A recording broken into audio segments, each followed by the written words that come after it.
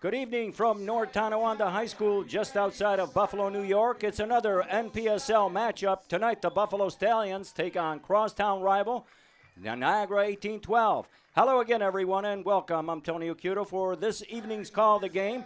Tonight, we have a matchup of two teams looking for a badly needed victory. The Buffalo Stallions, after having been on the road for the last 5 games, hope that the friendly confines of North Tonawanda High School and a friendly crowd will propel them to a victory. Meanwhile, their crosstown rivals, Niagara 1812, has not had much success either, as their last positive result was a 1-1 draw on May 25th. With us tonight, providing the color commentary, is Kenmore West men's varsity head coach and NYSOA national referee Shane Majerus. Good evening, Shane. Welcome aboard. Good evening, Tony. Thank you. Well, a nice match tonight. We have a good crowd, and hopefully we'll have some good soccer that the fans could cheer about. I hope so. We got a beautiful evening.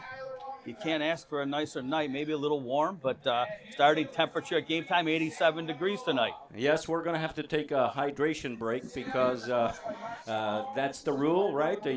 Yeah, I checked in with head ref Stephanie Serrano and asked if the league mandated it. She said they didn't, but she was going to mandate it herself due to the temperature at the turf and taking into account the air temperature, humidity, and wind speed. She feels it's wet bulbs above 89.6 tonight. Yeah, it is. It is very hot and much hotter up here. So let's talk about tonight's game because, as I mentioned earlier, both teams have had problems. Of course, Buffalo being away for the last 5 games, they've had some tough games, the last one being a 5-0 loss to the Ambassadors of Ohio. And so they're looking for a victory tonight and get this crowd going. I know, Tony, they're in 6th place in the standings, but if you sandwich that Syracuse win and you get a result of the Erie game or in the Cleveland game, all of a sudden you add some points to that standing, takes a few away from those other teams, and a win tonight would have put them in the mix. So they really need to get things rolling at home tonight. Of course, they need to get their goals, and we're going to take a break for the national anthem and come back.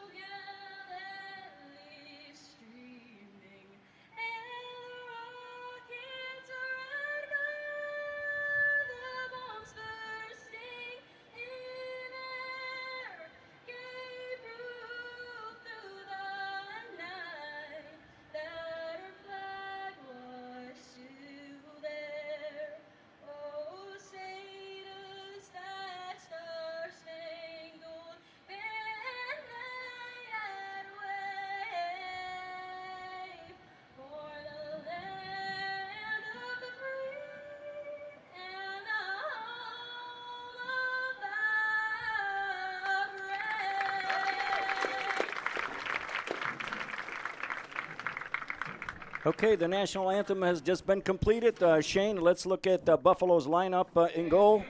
Jack Petrie on the back line. It looks like Buffalo will be playing with 4-2-1-3. Tom Mullane, Riley Wagner, Gene Tylo, Riley Quinn, Ben Schmidt, and Sam Lamondola. In the middle, Axel Lazoya. And then Andy Loomis, Tyler Warmington, and Larry Knoll up top. Any surprises here, Shane? No, I don't see any surprises. I look at that back end, and with Jack in net, Riley and Chantillo in the middle, and you find it hard to believe they're in sixth place. I think Gene Tillo is the first time he's played tonight, if I'm not mistaken. True, so he'll be he's had a kind of a whirlwind last couple of weeks, correct? Yeah, just back from the Bahamas, playing in the World Cup qualifiers for Bahamas down there. So you're right. First time he's playing, and I think you're gonna see a difference with him in the back tonight. Sounds good. Any surprises for Buffalo as far as the forwards? Luke Sobolewski has been or is their leading scorer, but he's not in the lineup tonight. Yeah, no, I think I'd be interested to see how Coach McCone plays, with the starting three up top, and how he uses his substitutions, especially considering the heat. So, knowing Coach McCone, he's always got a plan. So there's something he's got planned tonight. For Niagara 18-12 in goal is goalkeeper, of course, Nathan Russell. Then Jaden Spears, number 3, Xavier Cabada-Perry. Number 4, Tyler Montague. Number 5, Dominic Massaro. At midfield, number 8, Dimitri Bilbilis. Number 9, midfielder Damon Gordon. At striker, number 13, Jaleel Siddiqui. Number 15, center back Tyler Guppy. 17, midfielder Sabri Daoud. And the center back, number 20, Alex Tweedle. And the Niagara 18-12 team is coached by Lucio Yaniero. Of course, Buffalo with Mark Spacone, assisted by Rudy Pompert. And we're waiting for the team, Niagara 18-12, to show up so that we could have the international walk-off.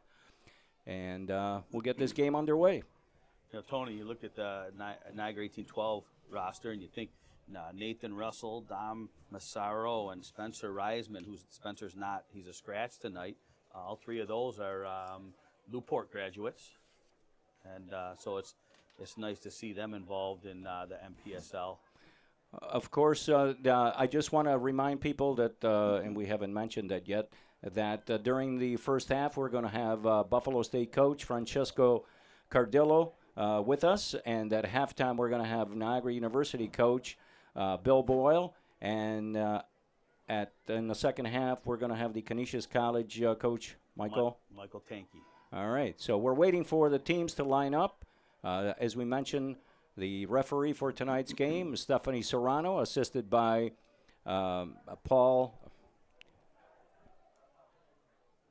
Antonio. Paul Antonio. Sorry, I was looking at something. I was looking at the musket guy. The musket guy. I think in the War of 1812 is about to break out here. Oh, yes. All right. Here we go. I hope they shoot those off tonight. Let's hope so, because there's Francesco. All right, then we're lining up, waiting for the international walk-off. There's Mr. Massaro there, coach of he coaches city teams. Oh, okay. And his son playing for 18-12. All right, the team are walking out there, led by Stephanie Serrano. Fourth official, Greg Kozubski. And we'll get this game underway. It's a good crew tonight. Yes. Steph Serrano, fresh off of the NCAA Division III Final Four on the women's side, went to Las Vegas and refereed the semifinal middle. And on that, we have a good crew tonight. Very good crew. Yeah.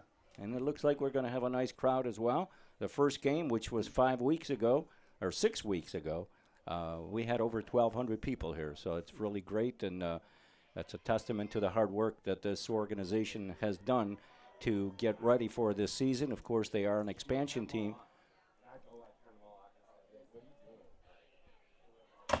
Oh, there we go. I think I'm ducking. Oh, no. All right. think they might have been shooting at Steve Sabo down there. What do you think?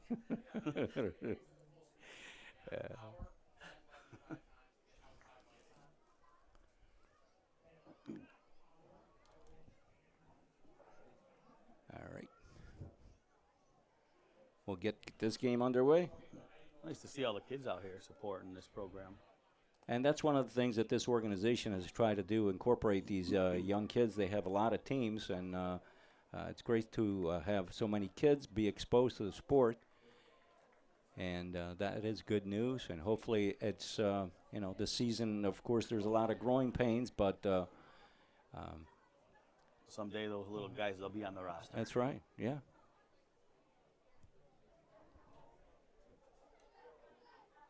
Paul Antonio with the sprint. I never saw him run that fast toward the net. Oh, he was flying. He's taken a lot of time off this summer, so maybe he's a little, maybe he's fresh.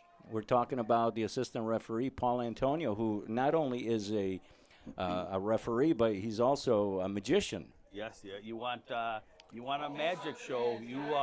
You look up Paul Antonio and book your party. All right, we'll get this game underway. It is 90 degrees temperature. Of course, on the field with the turf, it's going to be a little bit hotter than that. And that is why, of course, at around the 22-minute mark, we're going to have a hydration break. Looks like Buffalo won the toss. And we'll kick off.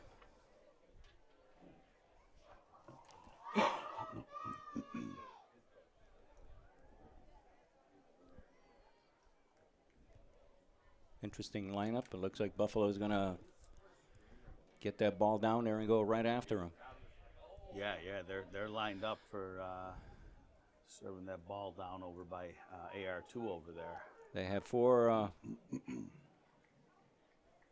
players lined up on the right side, and looks like Loomis is going to kick it in to Axel Lazoya, and the game is going to be underway. And here we go. The game is on. Riley Wagner. Long ball down the field. Too long. It's going to be a goal kick for Niagara. Yeah, a little too much on that one, but get him locked in down here early. The back four for Buffalo: Tom Mullane, Riley Wagner, John Tilo, and Riley Quinn. Going to try to keep this team, Niagara, from scoring. Looks like a long kick coming up from Nathan Russell.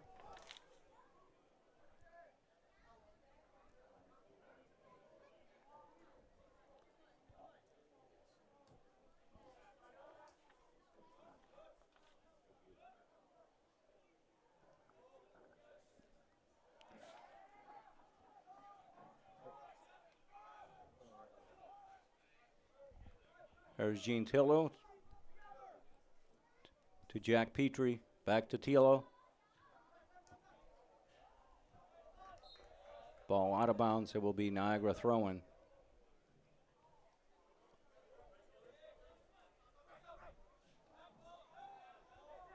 Tight man marking.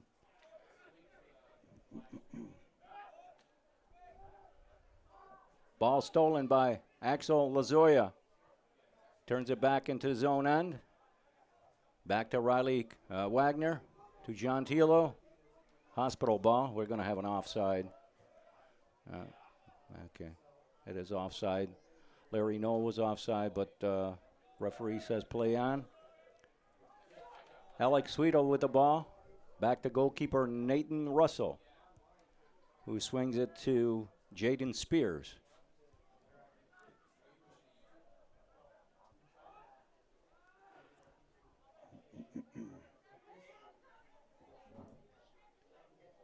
Long ball for number 9, Damon Gordon.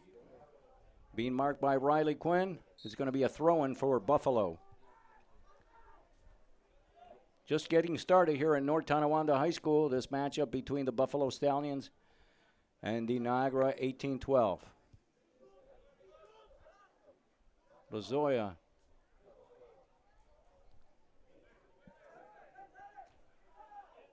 Back to Riley Quinn. To Gentile, stuck in their own end. Loomis turns it. Goes to Tyler Warmington. A nice ball movement to get that out of there. Mullane comes across to Riley Wagner. Sam Lamondola to Ann Loomis. Riley Quinn on the left side. Look for Lazoya, but couldn't control it. Out of bounds. It'll be Buffalo's ball.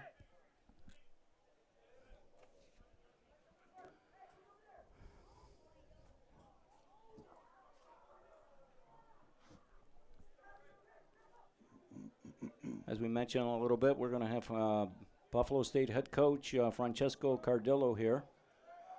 We'll talk about the Buffalo State program, which is has become one of the best, not just in Buffalo and Western New York, but throughout the state. Yeah, they had a nice run in the NCAA tournament this past fall. One of the best Buff State's had, and since you were there. A long time ago. A long time ago. But it's true. People don't know how good your teams were there. Yeah, a lot better these days, though. Players are bigger, stronger. There's a nice play by Gentile. Well, he's a big boy. He's a big boy. You see how he provided good support there and came over and cleaned that up. Now, he's a presence in that middle. Teamed up with Riley Wagner. Throw in again for Niagara. Jaden Spears will throw it into, well, he's thinking.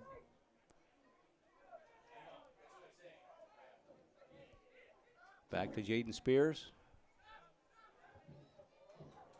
Put it in for 13. Jason Siddiqui with the shot. Stopped by Petrie.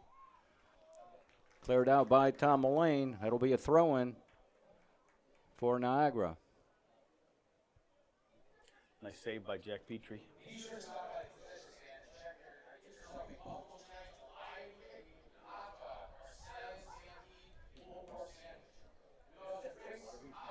Guppy with the ball. And it'll be a throw-in again for Niagara.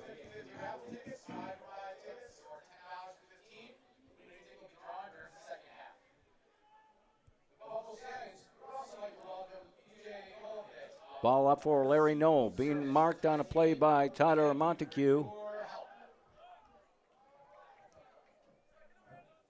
Jaden Spears with the ball.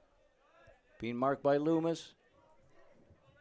Damon Gordon knocks it back to his own player. That'll be a throw-in for Buffalo.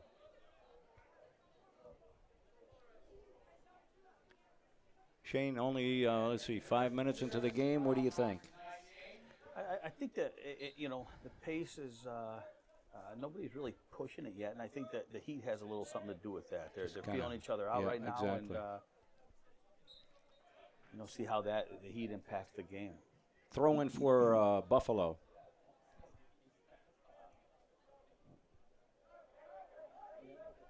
Long throw in for Riley Quinn. To Larry Knoll, who turns his man, crosses it.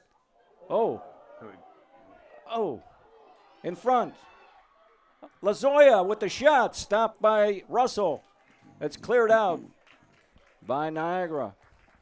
Well, it was a great opportunity there. The shot went to Russell, who bobbled the ball, and Buffalo just could not knock it in. Yeah, Larry Knoll really created that when he turned his guy here and got that cross. Buffalo's putting some pressure on. Sam Lamondola. Nice through ball for Andy Loomis. It'll be a corner kick for Buffalo.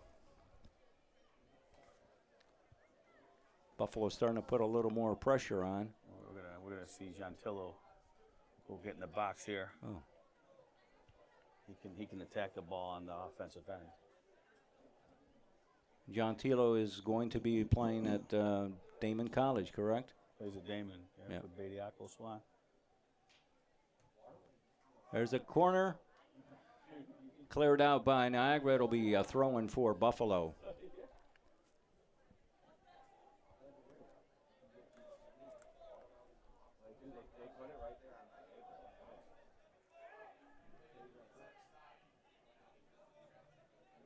Throw in to Sam Lamondola, but too much, and it'll be Niagara's ball. Tyler Guppy will be throwing it in deep in their own territory. Intercepted by Tyler Warmington to Larry Knoll. Knocks it back to Lamondola. And now Niagara's attacking.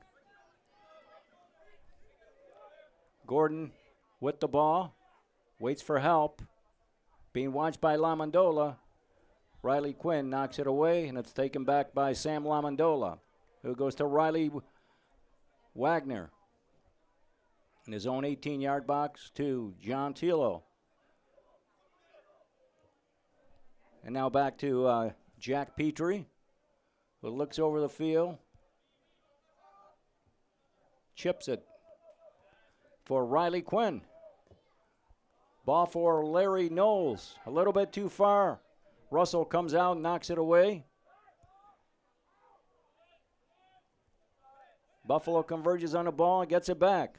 Axel Lazoya looking for help. To Loomis, too far. It'll be a throw-in for Niagara. Yeah. Francesco Cardillo will be with us in a few minutes. You know this guy? Hey, wait till we get him on the air and see the job he's done at Buffalo State College with that men's program. It'll be a throw-in for Niagara. Nice play by Riley Quinn to take the ball away. Just blasted out of there by Niagara. It'll be a throw-in a lot of for Buffalo. To Buffalo State here, you know. I know. Coach Pomperate was a coach there, and you played there. I played there. But this is a guy that put him on the map. That's right. Larry Knowles for Warmington. Takes his man one-on-one with a shot. Stopped by Nathan Russell. Good play by Buffalo. Getting some shots off.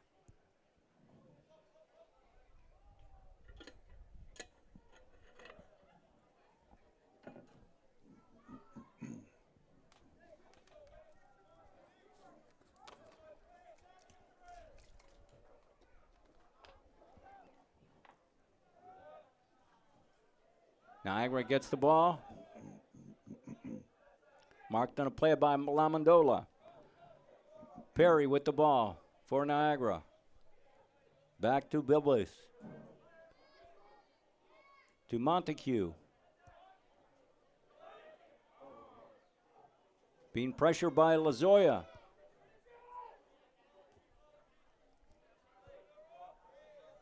Ball knocked away by Riley Quinn. Throwing for Niagara. Niagara has had one shot on goal. Buffalo has had a couple more. Hopefully one will turn into a goal and get this crowd going.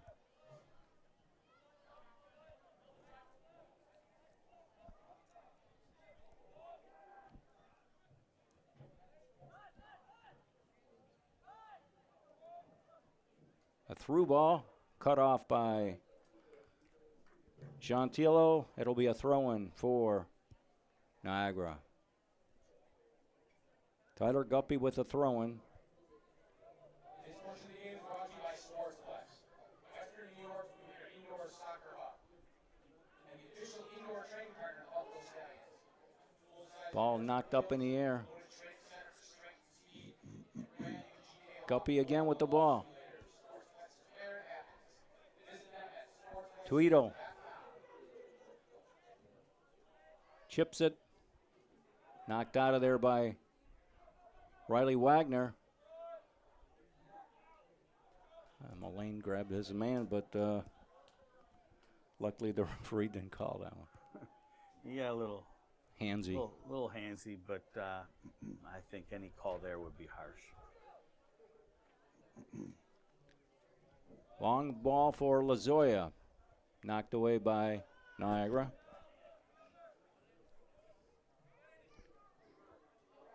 Here's Loomis. Buffalo's got numbers. To Larry Knoll. Inside the 18. With the shot.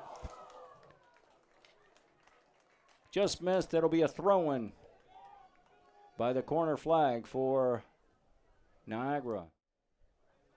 Nice counter by Buffalo. Unfortunately, there was nobody at the other end to. Yeah, he was trying to connect with Lazoya. Yeah. Two Damon products there. Well, Mary Knoll and Axel Lazoya, which Axel didn't play last year. I don't know if he was injured but Larry, I believe, just came back from after serving for a red card. Gordon.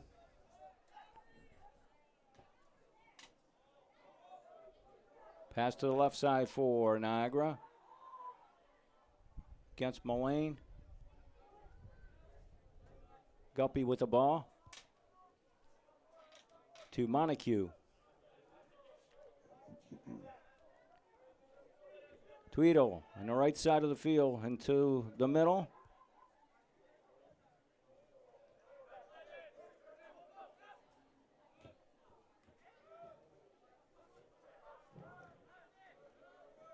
Just did not connect. Buffalo with that pass, did not connect. Bill Billis with the ball for Niagara. Looking for help. Swings it to the left side, but too far for Sabri Dowd. It'll be a throw-in for Buffalo. Buffalo.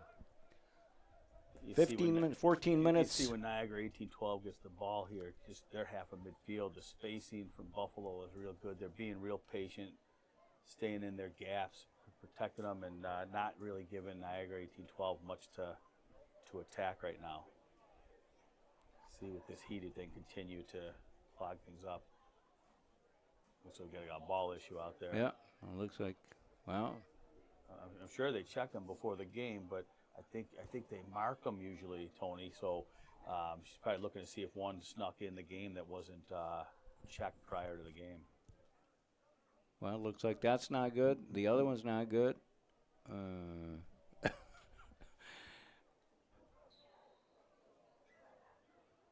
All right, I think we're good now. Throw in for Buffalo. Knowles being marked by Montague. Knocks it back, unfortunately, to the Niagara player. Larry Knowles makes up for that errant pass and comes back to play defense. And it's Buffalo's ball around midfield, taken by Riley Quinn. Throws it all the way back in his own zone to Gentilo.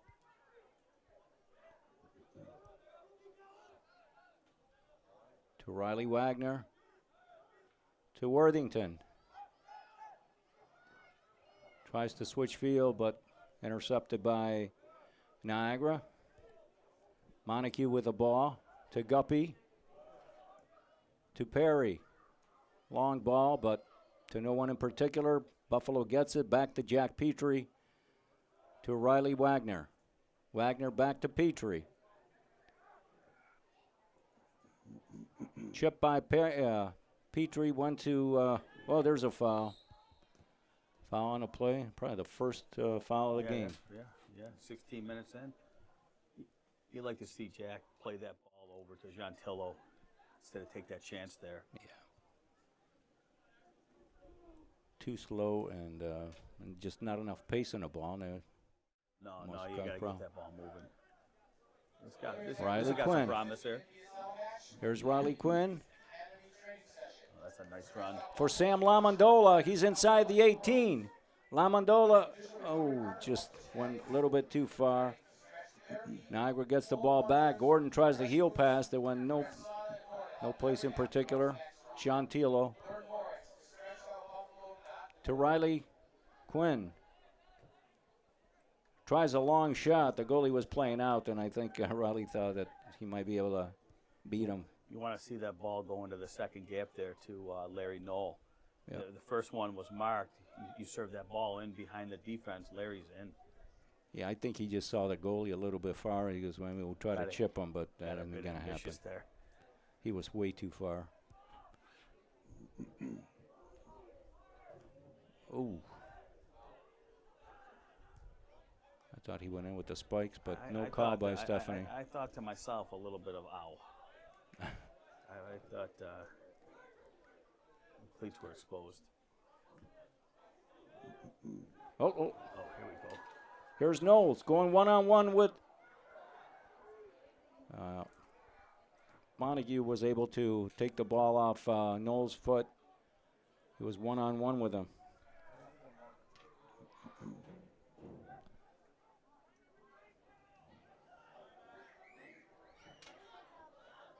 Riley Quinn with the ball. Chips it through to Lazoya, but they got their signals mixed. Nobody made the run. 18 minutes, we have an injury on a play. While we take this break, we're going to have Francesco come over, and we'll talk to Shane here. We say hello to Coach Francesco Cardillo. And you can hear, right? Yeah. So, Francesco, thanks for taking time to come in here. Tell us about how things are going for this year, how things are looking for the season. Yeah, first off, thanks for having me. This is it's a great event with all the fans here. It's a very enjoyable, nice day for it. But yeah, with the group, it looks good. We didn't graduate too many guys, which is good, but we did bring in a big class. A lot of transfers, so hopefully that transfers into some success again this year, but you never know until they come in. Let's talk about the success you had last year. Yeah, it was great. It was something that we hadn't experienced before. Obviously, treading new water, so it was it was tough. But getting through it and being able to experience something like that for the guys was amazing. A lot of hard work that they put in, and obviously, they reap the rewards of it. Unfortunate that we didn't go farther. When you get that far, you're like, oh, a little more, but has to end somewhere. Yeah. So, how many years now have you been at Buff State? I've been there 12 years. Wow. 2 years as a player, and then You've been there. You were 10 years as a coach. Oh, wow. How many years as a head coach? Head coaches since 2018, so seven and a half years now. Time flies, huh? Yeah, it does. Yeah, absolutely. Time flies. Big time. So how, you've been there for 12 years, 2 as a player. How have things changed since in the time that you've been there? Yeah, I think from the time I got there as a player to now, I think just the investment from athletics, the investment from the school has been tremendous, and I think that's where you see a lot of success within our programs, not just for men's soccer, but the rest of athletics, especially this year with volleyball making it to the finals, track and field, having a national tournament or national champion. I think just the investment from, I believe it was 2013 until now 2015, it's just been massive. So it's been great. So one of the things, in addition to being a coach, as we are back into live play, but we'll keep going here, is when you were playing, you were obviously you had one role, and now as an assistant coach, and now the recruiting part comes in. How do you kind of square all that? Yeah, no, it's definitely a lot. I think you wear a lot of hats as a coach. It's not just being on the field. There's a lot of other things that happen. And I think, you have to be able to balance all of that stuff. And I think I have some good support with a few assistants, and especially August. He's tremendous in the recruiting game as well. So being able to manage all of that with a little bit of support is definitely great. Is there like a territory that you concentrate on, or? Yeah, I think it's tough for us because, especially in the SUNYAC, a lot of good players come from New York City, Long Island, Staten Island, and they have to hit every SUNY school before they get to Buffalo State. So sometimes it's tough to get those guys in. And, certain schools own certain markets. We've had a lot of success recently. We have a foul on the play. A lot of success in the international game. We see a lot more, kids, student athletes looking to come over from whether it's Europe, South America, or wherever it is, and we've had some success with that. So we've tried to continue with that, and I think just mixing in a couple of locals in Buffalo, and then obviously kids from, the city, Staten Island, and whatnot. Now, of course, at Buffalo State, you're a Division III program. There's an additional obstacle that you have to work over, the fact that you cannot, I believe that's still the case, you cannot give scholarships, but there are ways around. Yeah, no, definitely. You can't give scholarships, and it's sometimes tough when guys are getting offers, whether it's Division 1 or Division 2, and you're trying to compete with them. And I think building the relationship with the student athlete is extremely important, and obviously hitting the notes of there's some kids that want to be in Buffalo, want to be in a city where other schools maybe don't offer that. I think that's definitely a help, but I think the resources that Buffalo State offers, just trying to highlight them to these guys is extremely important. And then obviously selling yourself as a coach and program and whatnot. And I think a little bit of success definitely does help. I won't lie. You get a few more guys that want to come in and be part of that success. Right. And you're where you come from as far as when you came from what area? Were you from Canada? Yeah. So I'm from Canada. I'm from a town outside of Toronto called Oakville. Oh, here's Riley Quinn with the ball. He'll pass for Andy Loomis inside the box. Chips it over the bar. Yeah, not too far. It's about an hour drive for me to get from my home to work at Buffalo State, so it's not too bad. Not too much traffic. So yeah, definitely a lot different where I grew up than it is here in Buffalo. So obviously now this is almost like your home. Yeah, no, definitely, especially being here for 12 years. I think there's a reason why I haven't left. I think the relationships that I've created, not only within Buffalo State, but just outside of Buffalo State, the community and the area, it's been great, and it's felt like home for me. Now, when you were playing, you played for which coach? I played for Mark Howlett. Oh, okay, Mark. And Yeah, then after you were his assistant for a while. Yeah, so I played for him for actually 4 years. Here's, knocked away by Riley Wagner. It'll be a throw-in for Niagara. We got another ball on the field. Yeah, I was with him in Canton for 2 years, and then he came over to Buffalo State. I came with him for 2 years, so that was 4 years with him. I graduated. I was actually the women's assistant for 1 season, and then I moved over, and I was Here, the ball to Larry Knowles. Mark's assistant Offside. for 2 years, and then when he left for Geneseo, I ended up being able to take over the head coaching position. So Tony, you see that right there? No flag from the assistant referee, so you see the value in the headsets. Yeah. They could talk it through and then decide, hey, do we need that? Where's it going? And then they make the decision without the overt signal of the flag. Really Do we interesting have way VAR? headsets. Do we have VAR here today? I don't think we have VAR. No. But we're going to help them if they need help, okay? And coach is going to help us too. So one of your ex-players is on the field today, Riley Quinn. What can you say about Riley? Yeah, Riley's a great kid. I coached him for I believe it was 3 years at the youth level at GPS when they were around, and then into Buffalo State. He started out as a right winger. He ended up being a right back, and he was phenomenal for us. Extremely important to our success. So you said you did not graduate that many guys? No, not too many guys graduated. I did have I think it was 8 guys. There's usually a lot of turnover at our level with Buffalo State and whatnot. So 8 guys isn't too many. I did bring in 15.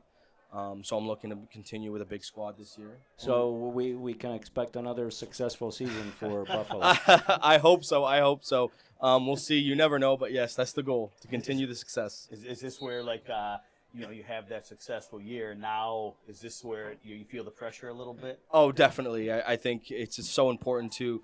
I think we worked really hard last year, but I think we're working 2, 3, 4 times more now to prepare for the season, because obviously when you have that success, you could have a quote-unquote hangover from it, and we don't want that. We want to make sure that we can continue with the success that we did have. We'll see one of your stars out and about, training, playing, Diego. And you couldn't meet a nicer young man. Tell me the impact he has on your program and expectations for him this year. Yeah, absolutely. I think obviously he set the bar this year, right? Being first team All-American, and I think I think every year that he's been there, he's just gotten hungrier and hungrier, and he all he does is eat, sleep, and train. That's his life right now, and I think he hasn't stopped. And I think you're going to see, and I hope you're going to see a better Diego this year than you saw last year. Well, a credit to you and Coach Ames. When you have the transfer portal and you have an athlete like that, to be able to retain him says something about what you guys are doing in the culture of your program. because those are tough athletes to keep at the Division III level. Yeah, absolutely. And, we guys are always fishing for that. And like you said, the transfer portal definitely opened up some new things here. And, at our level, as soon as you see somebody have success, whether it's at our Buffalo State or anywhere else, guys are going to jump on it. But I think, to your point, the culture, I think the relationship you create with the players is so extremely important to, them wanting to stay or not. Right? Like, yes, you can, be successful and whatnot, but, sometimes it only goes so far. And I think you have to have something more than just on the field. How does that portal affected you guys? Yeah, thankfully this year it hasn't affected us from a negative standpoint. Nobody is transferred out, but I think we've used the portal tremendously as much as we can. Obviously, we kind of get whatever trickles down from Division I and Division II, and it always has to be the right fit. Doesn't matter what division it is. So we've been able to grab a few guys from the portal, Diego being one of them, and a few other guys from the portal.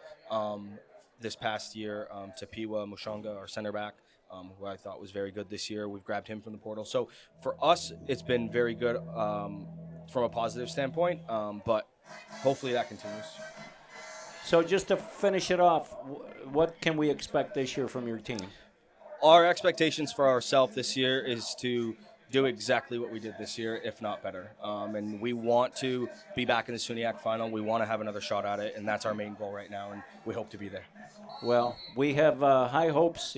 Both of us are Buff State Bengals alumni, we certainly hope that you continue that tradition. I'm sure you will.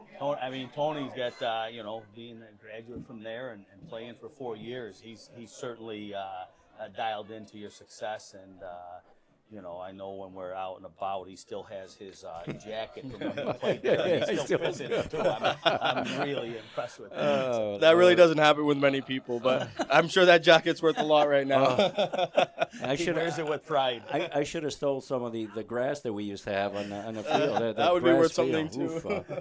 Francesco, were you there where they had the field behind the parking lot? No. Or was that already gone? That was gone when I was there, but I heard a lot of stories. Actually, there is in my office, I just put up a picture, and it's the old Coyer field, the grass field that they did have.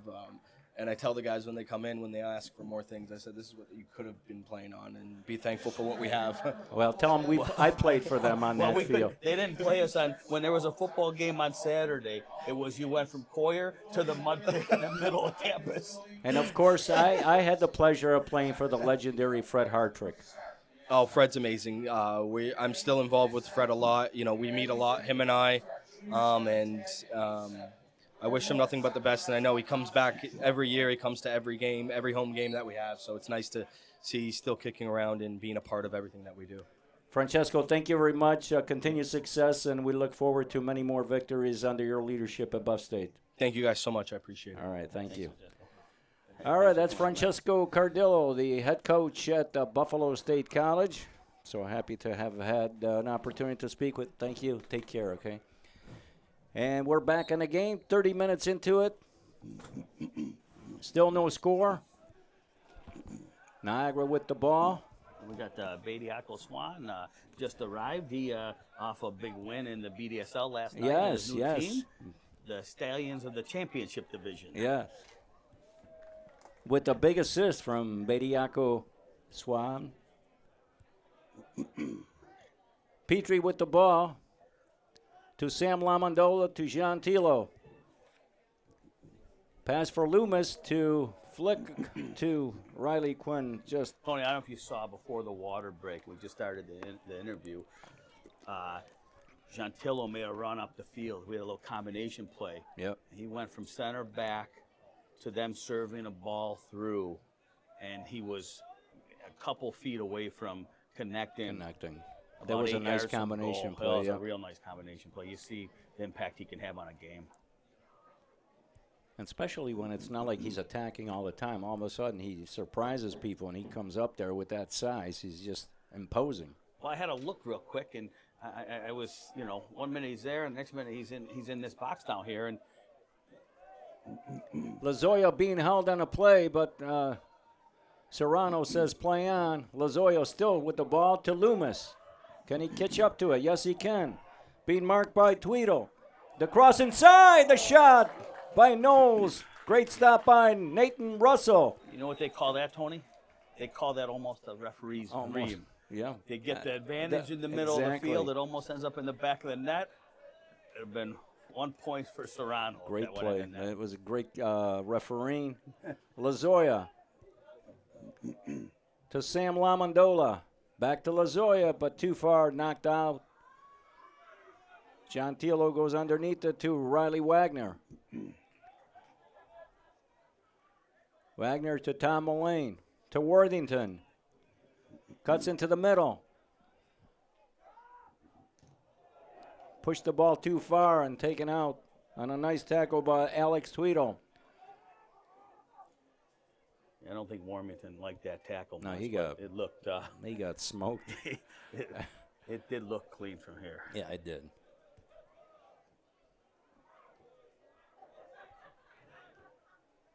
A little better than the tackles we saw last night. Gordon with the cross. Picked out of the air by Petrie. But looks to throw the ball, and he does, to Andy Loomis. 33 minutes into the first half. Still no score. The ball, through ball. To Noel with the shot. Too far. Out and wide. I think that ball's got to come a tad sooner. I think he might have had a little more room to take it in, too. Yeah, he wanted that a little sooner. You could hear him up here. I was looking for the flag, but he was onside. Pat O'Hara right on the job. Pat O'Hara's getting he's getting got a suntan over there. He's getting a suntan, and he's got a slate of ACC games on the line this fall. Does he? As an assistant referee, so one of just a handful of referees from Buffalo refereeing the ACC conference. So it's a tribute to his hard work and what he puts into the game. He's a pro. The ball to Knowles once again going in. Knocked out by Gordon. Or make that Tweedle. It'll be a throw-in for Buffalo. Well, the Stallions are knocking on the door. Yep. You're seeing this defense loosen up. They've had some great chances. Switch the ball to Gentilo. Back to Petrie. To Riley Wagner. Defense. Niagara all back on defense. Can we call this parking the bus? They have 11 guys back. The bus is parked.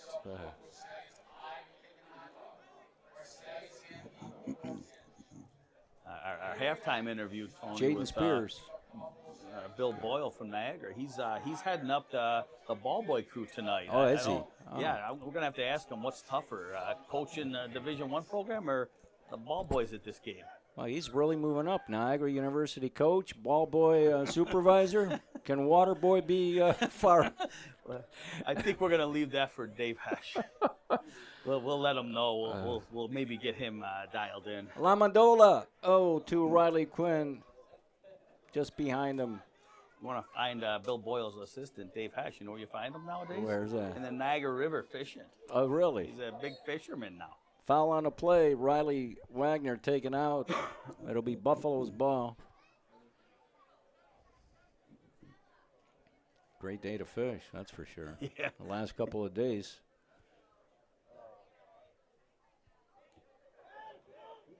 Loomis to Quinn to Tilo. Tilo to Quinn again. On the left side, looking for help. In the middle to Worthington. Worthington beats his man to Loomis. Loomis tries to get it back to Worthington, but to no avail. Good pressure by Lamondola. The ball goes back to Guppy for Niagara. 37 minutes into the first half, 0-0 between Buffalo Stallions and Niagara 18-12. Nathan Russell with the ball at his foot to Alex Tweedle, the captain of this team. Jaden Spears, ball intercepted by Riley Quinn.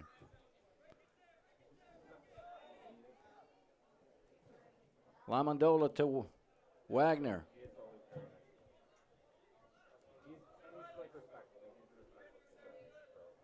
Again, it's Riley Quinn to Larry Knowles. Good defense by Alex Tweedle to take the ball off the foot of Larry Knowles. Guppy for Siddiqui. Ball stolen by Tom Mullane. Down the right side to Worthington, and Russell comes out to knock it out of bounds. It'll be throwing for Buffalo. Yeah, Nathan Russell spent a lot of time outside of that box. He's not afraid to really expand his territory back there. And I think if he would not have come out there, I think Worthington would have had that ball. Yeah, they would have created a chance there. So his decision making's been smart.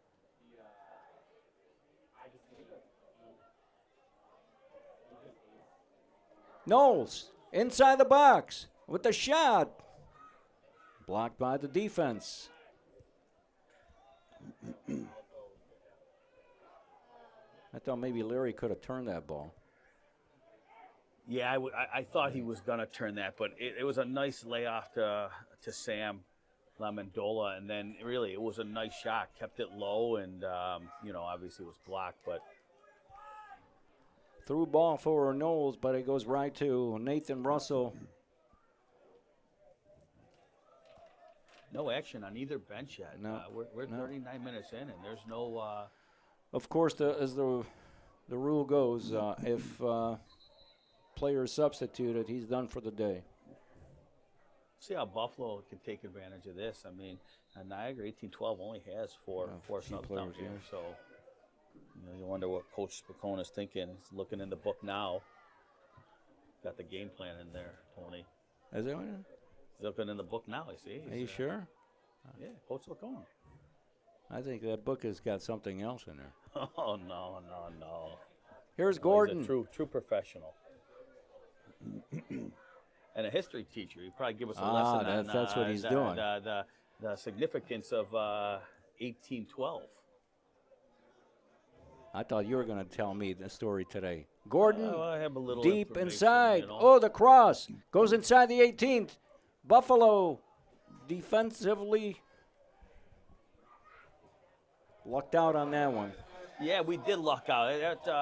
You got to expect a little more composure when you get that much time in the box, which is, it's got to be a little bit concerning for Coach Spicone that The man at the back post was completely left alone. Left alone, and how do you end up putting that into onto the track from there? Sabri Dowd had a great chance, but he put it through the football goalpost. One of the houses back there almost had a souvenir. Yeah. There's a young man there from Lackawanna, New York, who caught that ball. Lackawanna, remember, Tony? Yeah, The games in the cage down there? That's right. Oh, man, not a better crowd in town. Yeah, no. And that's where Coach Spicone teaches. Yeah, at Lackawanna. In Yeah. Lackawanna. So he's well versed in the traditions in that community with soccer and what it means to them. Yeah, that was always that's a destination. Loomis with the ball. Lays it off to Riley Quinn for Sam Lamondola. Back to Riley Wagner. Gentilo.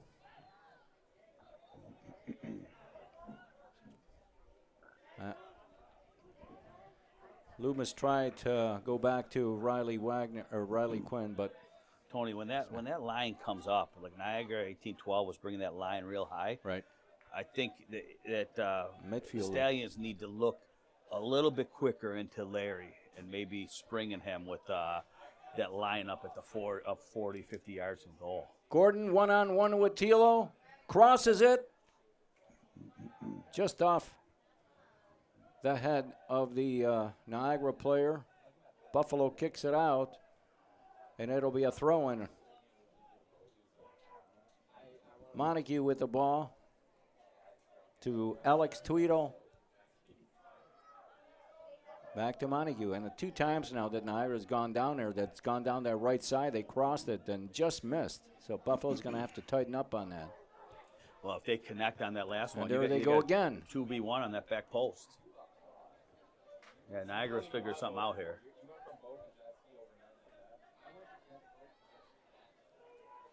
I think what's happening is that Riley Quinn is playing a little bit maybe too far up, and they're kind of going around him.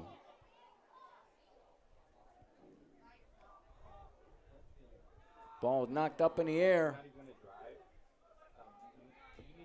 Oh. Here's a chance for Niagara to Sadu. With the shots. Oh. Great stop by Jack Petrie. Buffalo is getting sloppy back on defense. Yeah, I think they need Warmington to come back and help out on that back side. And he's getting caught up The last 3 times they've done that. Yeah. Watch Tyler on the far sideline. He's getting caught out up high. We need a little help on the back side. But that was a nice save by Jack Petrie. There's some lucky play there from Buffalo. Gentilo lost the ball, and he had to recover, and the ball, fortunately for Buffalo, went back to Jack Petrie. The ball in his foot.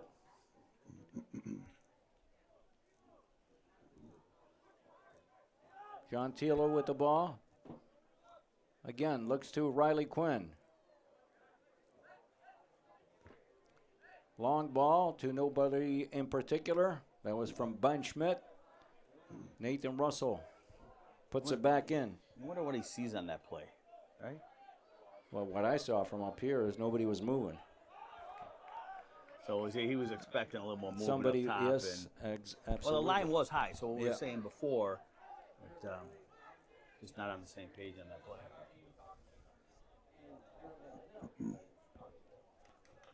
That'll be a throw-in for Buffalo deep into the Niagara zone. Riley Quinn will take it in. We're almost at the 45-minute mark. Loomis with the ball. Inside to Lazoya. Lazoya going in with the shot. It's stopped on the play by Russell. We got our Kick. halftime guest, Bill Boyle, making his way to the Halftime That's fine. entertainment. Brought to you by Bill Boyle. There's a foul. Here It looks comes like a we're going to card. get a booking here. Yellow card. That's how it's done, Tony. It's out of the pocket before he can Yep. blink. Yep. It's a nice piece of officiating. I'm sure Pat O'Hara helped over there on the mics. Is Pat there? Or he's talking to that little kid over there. He's probably asking for water or something. Yeah, I think Pat looks thirsty right now. I'm maybe he didn't even see what happens. We have a yellow card on number 17 for Niagara, Sabri Dowd. You got the Magic Man over here. He's in the shade enjoying the game. Oh, yeah. All Antonio. You ever see him on stilts, Tony? No, I have not. He's got a set of stilts. You want to see him on stilts? You just call the Magic Man. All right. If you have a party, call him. I have heard from people he's very good. No, that's what I heard, entertainer. yes. What's the discussion here, Shane? Probably have to come off the field because of the injury. Going to have to come off and then just wait for a re-entry. So they'll just wave him back on. So because they stopped, waited for the injury, he'll just get waved back on. All right. Kick inside the box to Gentilo. We have a goal kick. Yeah, and Riley's back And on. Riley Wagner's back in. Players have trouble understanding that, why they have to leave the field, but it really is for their safety. 4 minutes. We have 4 minutes. Extra time. At halftime, we will have Coach Bill Boyle, Niagara University head coach. Of course, the season's just about to start. There's a long ball for Warmington, too far. Russell with the ball, throws it out to Guppy. Ball, here's Guppy coming up again in the middle of the field. To the right side to Gordon. Being marked by Riley Quinn. If he wants to go backwards, that's fine for Buffalo. I don't think they're going to mind him going from inside the 18 all the way back to his own half of the field. Yeah, they'll take that all day I'll take long. that. Negative is good. It'll be a throw-in for Buffalo. Axel Lazoya beats his man to the middle of the field.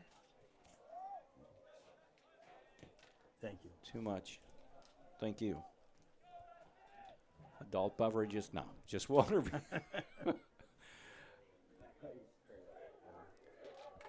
So important Bill on a night like Billis this. to Montague. Swings it over to Tweedle. In his own half of the field. Niagara is happy to keep it back there for this half. They're very fortunate to get out of here with a 0-0 tie because Buffalo honestly had more of the chances. A through ball for Gordon. Petrie comes out. Should be a goal kick. It is.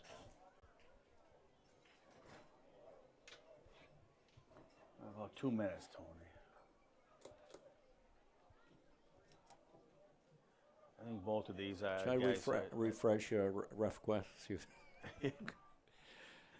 I think both of these teams, if you're watching this right now, I think they're both happy to go into halftime with a 0-0 tie. And It's a very hot day. It's still 84 degrees here in North Tonawanda.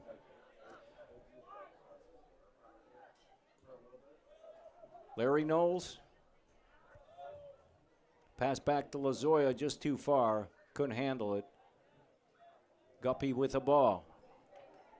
To Bill Billis. So Dickey looking for Gordon on the right side. And the whistle for halftime. 0-0 score between the Buffalo Stallions and the Niagara 18-12. Want to remind you that next game for the Buffalo Stallions will be this coming Saturday. Again, 7 o'clock here in North Tonawanda. And hope to see you here. With us today, and we're happy to have the head coach of the Niagara Purple Eagles. Yes, indeed, Mr. Bill Boyle. Bill, happy to have you with us. Thank you for stopping by. Yeah, thank you for having me. So let's talk about what things look like this year for your team. Well, we're bringing in 12 new players. Transfer portal has made it a whole new team every year now. So we got players coming from all over, mostly transfers, a couple, 2 or 3 true freshmen, but everybody else is transfers that they've been proven somewhere else, you know. Right. So is it? Did you lose any players because of that? We portal? lost lots to the portal as well. One of our best players going to Wisconsin-Madison, another to Stetson, one to Gardner-Webb, one to Jacksonville. They're all over the place. So. Being a coach is not hard enough. Now you have to deal with the portal. well, these guys, it seems to be an annual event for you guys. You're finding these players, and you're working hard in the recruiting process and developing them, and then they go into the portal and someone's reaping the benefits of what you guys have done. Yeah, we actually just got to the point now where we just deal with it and actually suggest it, because if they do well, then they can move on to something they feel is better, and that's okay with us as long as they could win while we're here. That would help, and so we're coming off a bad season that had lots of injuries last year, so we're hoping to keep everyone healthy. So we love seeing kids play in these type of leagues because they tend to come in healthier and more fit by playing with these teams all summer. Hopefully they don't overplay, but we have to keep them healthy to have a chance. That's for sure. So when do you start things for this year? August 1st, the guys start coming back around August 1st, and then the 4th is our first official day in getting all the compliance stuff done, and then the 5th where we start, going training, in the classroom and in the weight room, and our first game will be against Colgate Exhibition at home.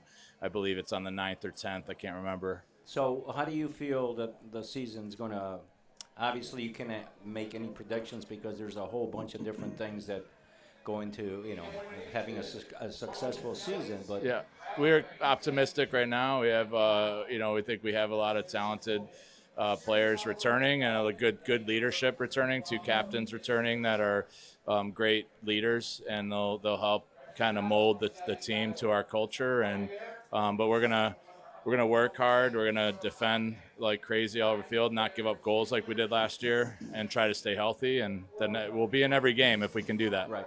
I asked the same question to Francesco. I'll ask you. Where do you get most of your players that you recruit? Of course, you're in a different situation than a Division III school because you guys are able to give scholarships, correct? Yeah, I think we have like 4 Buffalo kids. We have 3 high school All-Americans from the U.S., from the Western New York area with 3 high school All-Americans. We have club players from U.S., but we have a lot of Canadians. I was just going to ask. Canada is a great market for us as well, and also we have players from all over the world. I mean, Colombia, Portugal, Spain. So obviously I come there a couple times a year, referee games, and I see a lot of these foreign players. How do you get those?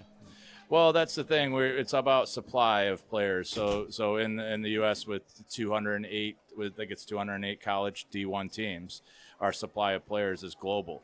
The best Americans in the country are going to go ACC Big Ten, right, or Marshall or Vermont, who just were in a final. So they tend to have the advantage and the same kids we might want in the U.S. So we still recruit U.S., but we can go to other countries. I just got back from Japan, and there's tons of great players that want to come to the U.S. I was just going to ask because obviously again Division III, Division I. Do you do a lot of traveling as well? You got to be a salesman. Yeah, I mean it's a market. It's a new market for us. We're always looking for new markets that we're not standing next to Big Ten ACC schools. They might end up transferring there anyway, but we want them first. So, and then if they do well, they can move on. So is your staff and you and Dave and whomever else, you guys go kind of look at the map and say we're going here? Or yeah, it's just me and Heshi, and I also have assistant Matt Lapoita who lives in Canada, so he does do a lot of stuff in Canada for us, looking around there, and still plays. But me and Heshi kind of split it up. I do the international trips because I'm going to be the one making the offers and want to make sure I see. So them. how do you decide? You say you just came back from Japan. How do you decide we're going to go to Japan?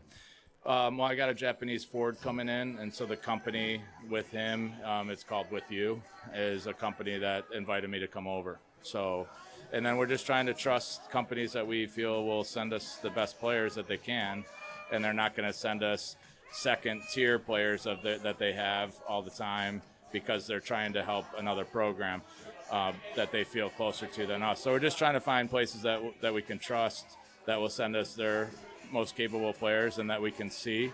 And so we have a company in Portugal, a company in Japan, a company in Brazil, tons of companies in Canada and the U.S., obviously. But we're just trying to go with people that we trust are doing right for their players that they represent and that are doing right for us on our end. So you have a group. It's like an agency that has these players. Is that pretty much the way it works? Yeah, like the company in Japan or Portugal. I mean, they send hundreds of players to the U.S. every year. So they know the level. They know what kind of players we're looking for as individuals and as programs, and they know the levels of D1, D2, D3, and trying to place those players appropriately so they're happy and so that we're happy. Yeah, I know you had a couple of players from Italy there. Yeah, we had an Italian, Federico, still around, still lives in Niagara Falls. He loves it here. So he's never going back. Got his master's now, and he's still still here. So yeah. Do you ever go to? I don't want to tell Trump that, but I mean, I think No. he's here. He's so fine. Do you? Are there other players in Italy that? Is there a group there? There is a company, and the player that the person that runs that company that I went over there for played at Canisius. Oh, okay. And is a friend of Canisius and us, and 'Cause so we'd like to go back there. There was a period when Canisius had like 6, 7 players from Italy. Yeah. Dermot loved going over to Italy. Those were his players that were running that company in Italy. That's why I went over there with Dermot. And there's good players everywhere. That's why we're fortunate with only 208 teams in this country. That's why Vermont can win a national championship. And that's why Marshall's winning a national championship. Mid-majors in men's soccer can win national championships. How long have you been now at Niagara? You've been there this will be my 10th year. 10th year, Yeah. Wow, just like Francesco. Yeah, and it's this might have been a down year this past year, but you guys have made the playoffs for a handful of years before that, and hosted some playoff games. So the MAC is used to you guys being in the playoffs. Yeah. I think we've had really good players. I mean, we had 3 players go to Syracuse after they won the national championship. One still playing pro.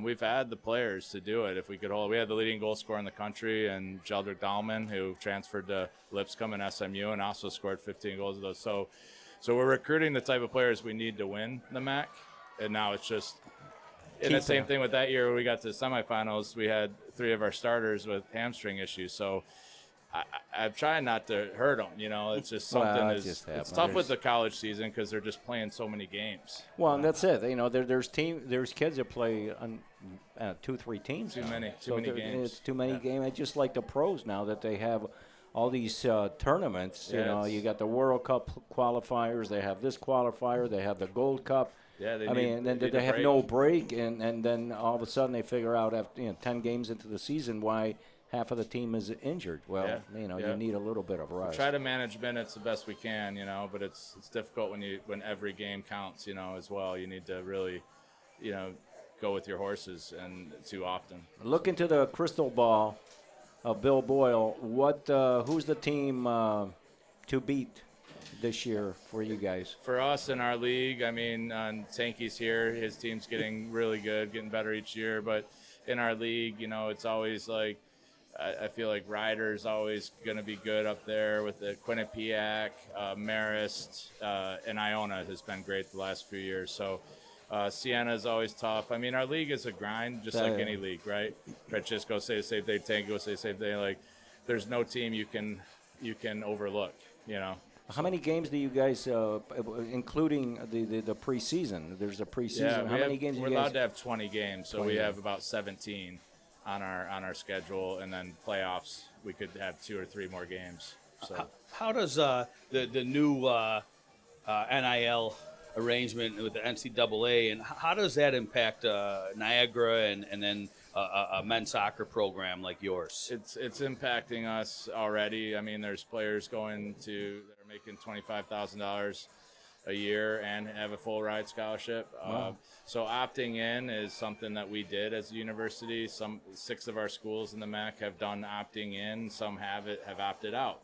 None of us really know where that's going to go with us, but our NIL collective is not where some of these other programs are. So when you what does it mean when you say you opt in? Opting in is a set of stipulations that you need to follow as a Division I program to opt in, and that means you need to attempt to have NIL money, but the 28-man roster, and then you can have as many scholarships as you want out of that 28. So we could have technically 28 full ride scholarships. That wasn't the case a long time ago. That there was only so many scholarships. 9.9 was the limit, and that's not the case anymore. No. But if a school opts out, then they're still at that number? So the opting out, and we're all pretty new to this too, like opting out, then you don't have to follow the roster limit of 28. You could have 40 on your roster still. You could have a JV team. You could, so there's some advantages there for schools that want to have big rosters for enrollment reasons. They don't want to do that, but that's still in the House, and there's been some new House settlements go through that we're not going to have to abide by that 28-man roster. I only am allowed to have 26 anyway because of Title IX at Niagara. We have more women than men, so we only have 26 on our roster, so it doesn't really matter for us, as it will for other sports, though, that had more than their allotted number of players. So opting in is just following those stipulations. So here's the tough question, right? You're a Division I coach, right? And we see you out here tonight running the ball boy crew. Okay, which one's harder? Is it coaching the Division I program or running this ball boy crew? That's a good question. I don't know. The ball boys are doing awesome. My son's down there. He's too cool to be a ball boy because all the other ones are younger. So I love all of it. I love being a dad and running with the kids as much as I can. So now that you've been in Niagara for 10 years. Yeah. Do you still love coaching? I love coaching. With all of the rules and regulations and the portal, this, that, and the other. Yeah, I still love coaching. I don't miss club coaching. I love actual coaching when we get a chance to actually coach our team and you recruit. I love recruiting. I love seeing players hit their potential and grow as young men, for sure.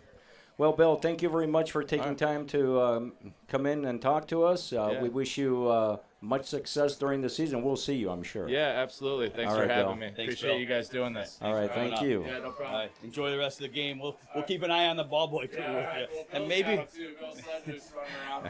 we can give Hashi a call, get him to be the water boy. What do you think? He's working tomorrow night at 1812 at the Oh, is he? Okay. All right. We'll give him a little shout out tonight. All right, there you have it. That's Bill Boyle, coach of Niagara University Purple Eagles, and we'll have another interview this second half. And before we take a break, we're going to just recap the first half, Shane. Yeah, I think you saw them in the first 15 or 20 minutes, feel each other out a little bit. Started a little bit slow. I think that with the heat, nobody wants to really push the pace.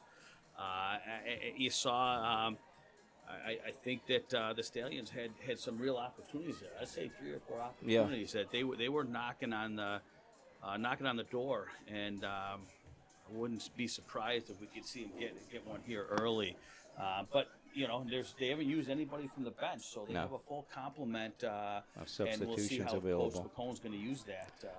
Okay, well, we're going to take a quick break, and then we'll come back for the second half between the game between the Buffalo Stallions and the Niagara 1812.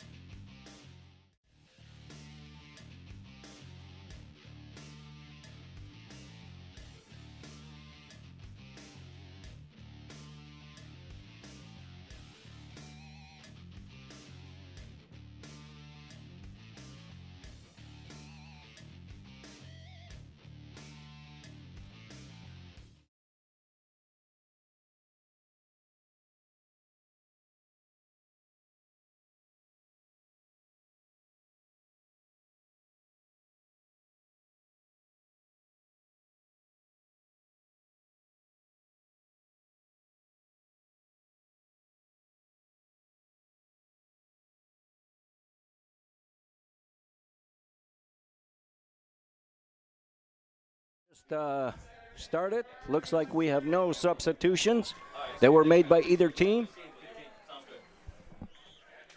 And we'll see if Buffalo can get this crowd roaring with a goal. Yeah, Tony, wouldn't it be nice to get a goal right here, right out of the gate here? Yep. The crowd had a nice halftime. Everybody seems excited, moving around.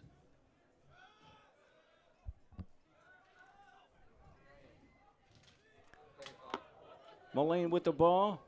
We have a throw-in for Niagara.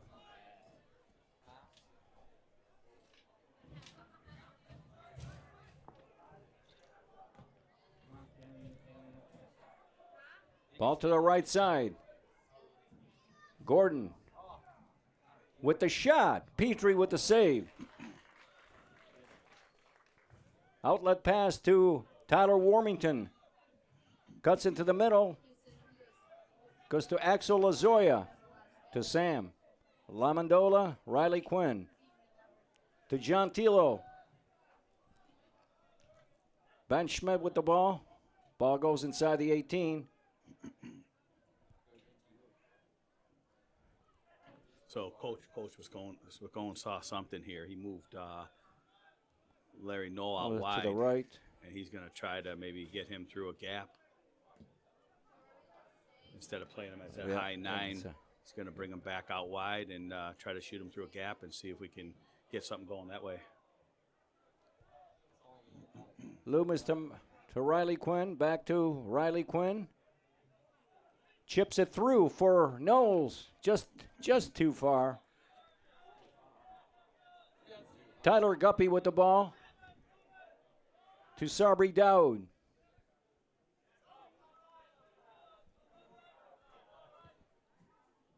Perry back to his goalkeeper, Nathan Russell.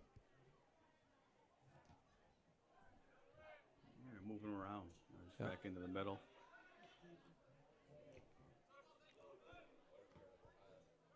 Here's Knowles. With the ball to Loomis. Just could not connect. Picked up by Tweedle, who comes up the field to Gordon. Sadicki couldn't control it. It'll be a throw-in for Buffalo. Yeah, Loomis and Knowles just not on the same page on that. That was a give, but Loomis did a goal and there was no go. Knoll never went.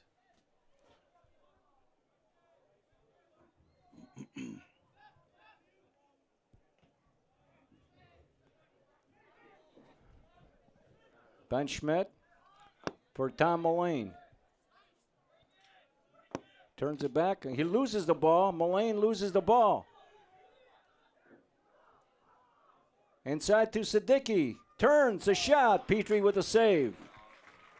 That's Petrie's third nice save of the night. He's Mullane really lost the ball difference. up here and it turned into a counter and a great opportunity for Niagara. I'd like to welcome Anthony Gallo for the Buffalo Stallions. Is taken in tonight's game. He'll be signing autographs at the end of the game. Anthony Gallo's having a nice season for the He's- championship division Stallions. He's got one goal and 4 yellow cards. Yes. Yeah, he's on the verge of a suspension for sure. Yep. Well, Actually, he's doing that's- pretty well because usually by this time in the year he has a couple of red cards. So Well, that's this year why he's we had improving. to sign Bediako Swan to the team, squad yes. because it's a matter of time before Gallo's sitting out here. He's like Mount Vesuvius. He's gonna blow anytime.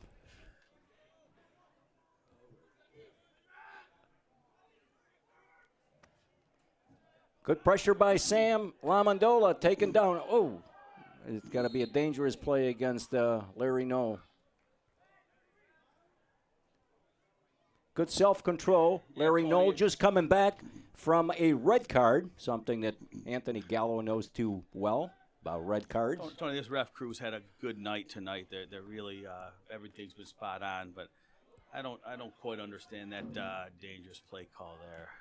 You don't like that one, huh? I didn't like that one, but You think Tommy George would make that call? I think Tommy George would have a play on. I think the guy might have got kicked and play on. Through ball, offside. Pat O'Hara right on the job.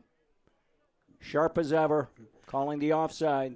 That's why sometimes we can disagree with this ref crew, but they've been sharp tonight. So Full transparency, we work with all of them.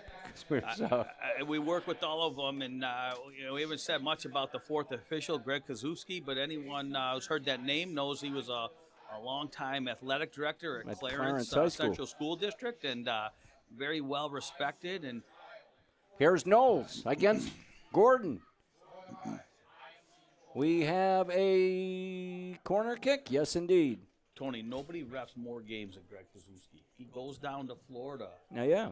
And in the winter, and referees down there all winter long. Yes, he's He as soon as the weather gets or the fall season ends over here, he's off to Florida and he referees. Of course, he's retired. He can do that.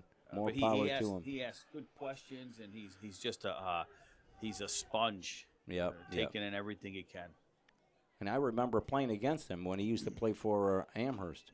Really? Yep. How was he? I haven't heard any of these stories. Give me Kazuki. Kazuki used to play. Yeah. We have a substitution. First substitution for the game. Number 21 for the Niagara coming in, Mark Panunto, and off the field is Dimitri Bilbilis. So Panunto in for Bilbilis. Yeah, first substitution. We got some Stallions down there in the corner stretching out, warming up, about 5 of them. So, I'm wondering when Coach Bacone's going to pull the trigger here. And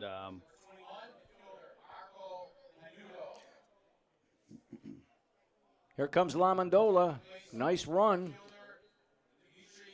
to Loomis in the corner of the field. Can he turn it? Yes, he can. But it goes to Russell, who gets it, outlet the ball. Here comes Niagara. To Gordon. Being watched by Riley Quinn. Gordon slows it up. Plays it to number 5, Dominic Massaro. Massaro with the ball, but taken away. Here comes Loomis. Looking for help. Chips it through for Knowles, but too far. Goes to Nathan Russell. When Andy Loomis got the ball, everybody just started running away from him. Nobody's coming back to support him. Yeah, Lazoya putting pressure. We got to find a little balance there. Yeah. Here comes Gordon. Lots of space to move. Chips it through to Siddiqui. Goes down, but maintains possession of the ball. Massaro chips it to the far side, but cut off by Riley Quinn. Andy Loomis for Axel Lazoya. To Sam Lamondola, to Ben Schmidt. Buffalo maintains possession. Lazoya.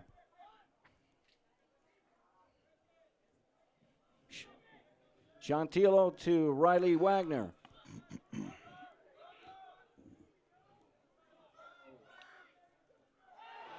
Lamondola goes down and looks like a yellow card. Number 4. With the yellow card, Tyler Montague, who took out Sam Lamondola.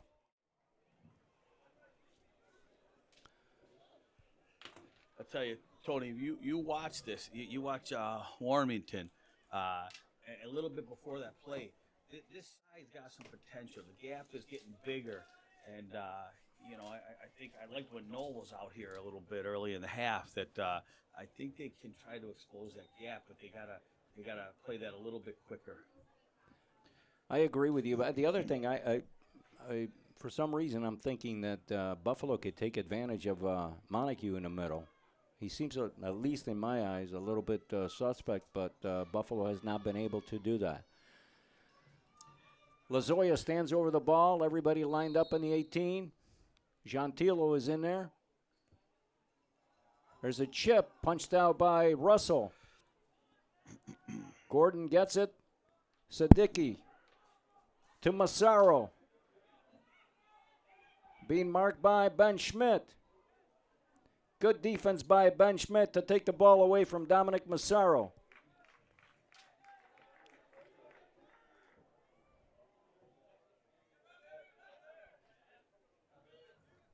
Guppy with the ball. Inside to Perry with the long shot. Jack Petrie with the easy stop.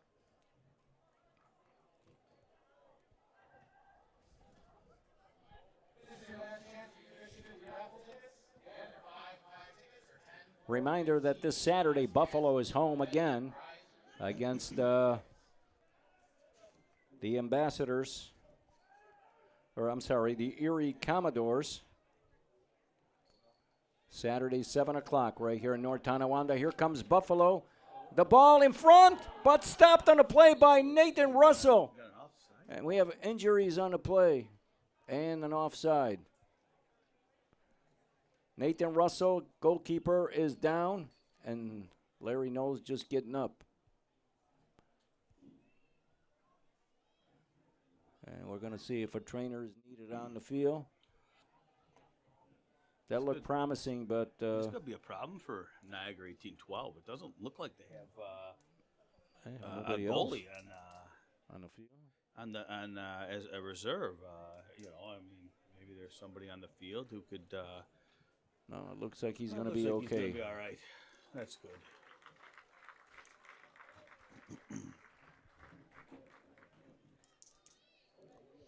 This is a good chance for, you see the Stallions are over here getting some water. They're making good use of this injury delay.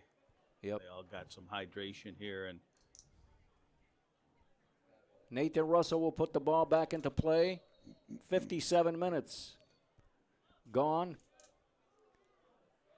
Still no score between the Buffalo Stallions, Niagara 18-12.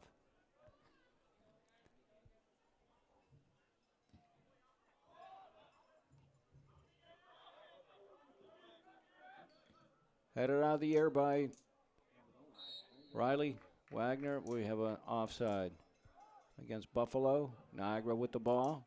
We'll put the ball into play.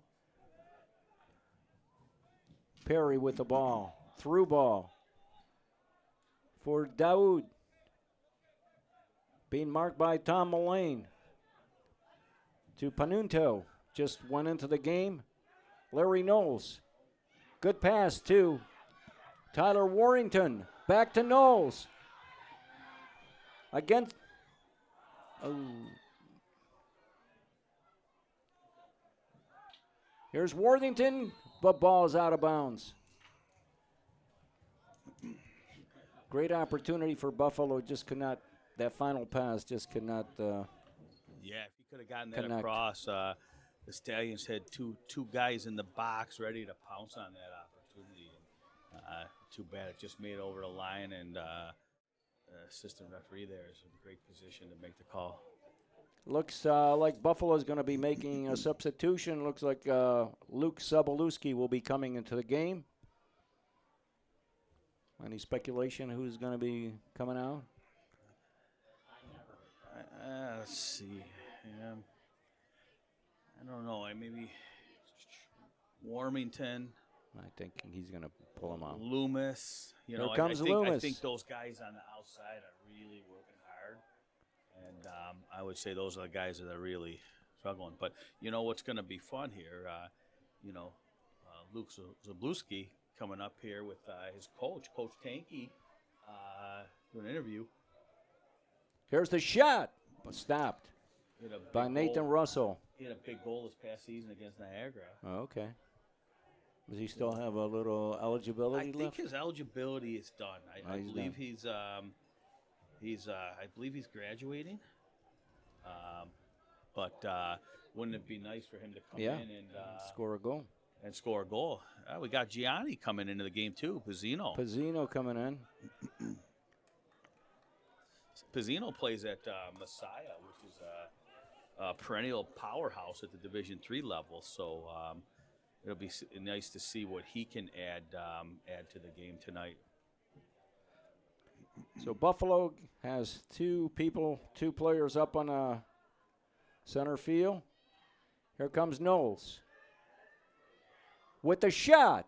And a stop again by Nathan Russell. Nice run by Larry Knowles, who hit the ball left-footed, but Nathan Russell with a nice stop. It'll be a corner kick for Buffalo. Looks like they're going to wait, hold these subs until after the corner. Yep. Riley Wagner and Gentilo both inside the 18. See if they could get that head ball off of Axel Lazoya. Here's the kick. Headed out by Niagara and kicked out by Gordon. Now it's time And for our substitutions.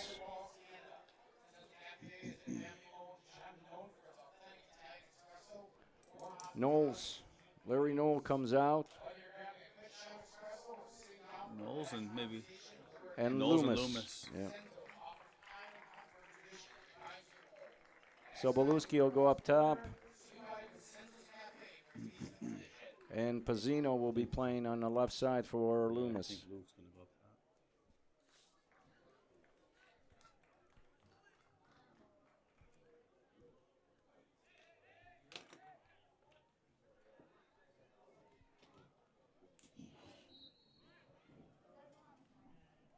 You can do the honors. Ball back in play. Gentilo with the ball. Go ahead, Shane. We have a guest in studio here. Yeah, we have a guest in studio with us, the Canisius College men's coach, Michael Tankey, joining us tonight. He's got a few of his current players. Here comes Sobolewski with the shot. Sorry about that. That's no, Sobolewski. That's He one of wanted them, to score right? for you. Actually, they're looking for one goal, just like he got you at Niagara this year, right? Yep. I step into the booth and he gets subbed on, so we'll see what happens. So, Coach, tell us a little bit about your program. How many years you've been at Canisius, and how the program's looking. Yeah, I'm going into year 4 with the program. We've been improving slowly year on year. We went from 1 win to 2 wins to 4 wins, and wins aren't easy to come by at the This is a D1 yellow level. card. So Here we go. Coach is gonna get a yellow card for that. Coach Lucio Yaniero is going to get a yellow card. He did not. Well, let's come back to that. Coach Takey, have you ever done that? The ball comes over there and you punt it away? no, but he shouldn't be wearing the same color as the refs either. That's So true. it's a big faux pas to begin with. All right, sorry for the interruption. So, improving in the win column. Yeah. I mean, it's been a process, and I think that's maybe a cliche now, especially with Sean McDermott saying trust the process around here in Buffalo. But it really has been a process. It's probably taken a year. Everything's been a year slower than I thought. Year 2 would have looked like what I would have wanted year 1 to look like, and year 3 would have looked like what I thought year 2 would look like. But sure enough, we're getting better every season. I've had some of your games as a referee, and I would certainly support that comment of trust the process. I've watched you over the past 4 years, and the methodical nature in the process and how you build, and it's been quite a change. And how has the recruiting from the person before you to now, how has that changed? You follow a similar pattern? Are you recruiting in different areas? How does that look? So we've been recruiting mainly domestic players. There's no right or wrong way to do it, and I'll use myself as an example. I was an assistant at the University of Dayton for 3 years, and we almost exclusively recruited international players. So it's I think you got to find the right fit for the school you're at. If I was a head coach at Ohio State, I might recruit a little differently. But at Canisius, I think what we're doing with domestic recruiting, and I include Canada when I say domestic recruiting. Oh, yeah. But I think that makes a lot of sense for what we're doing.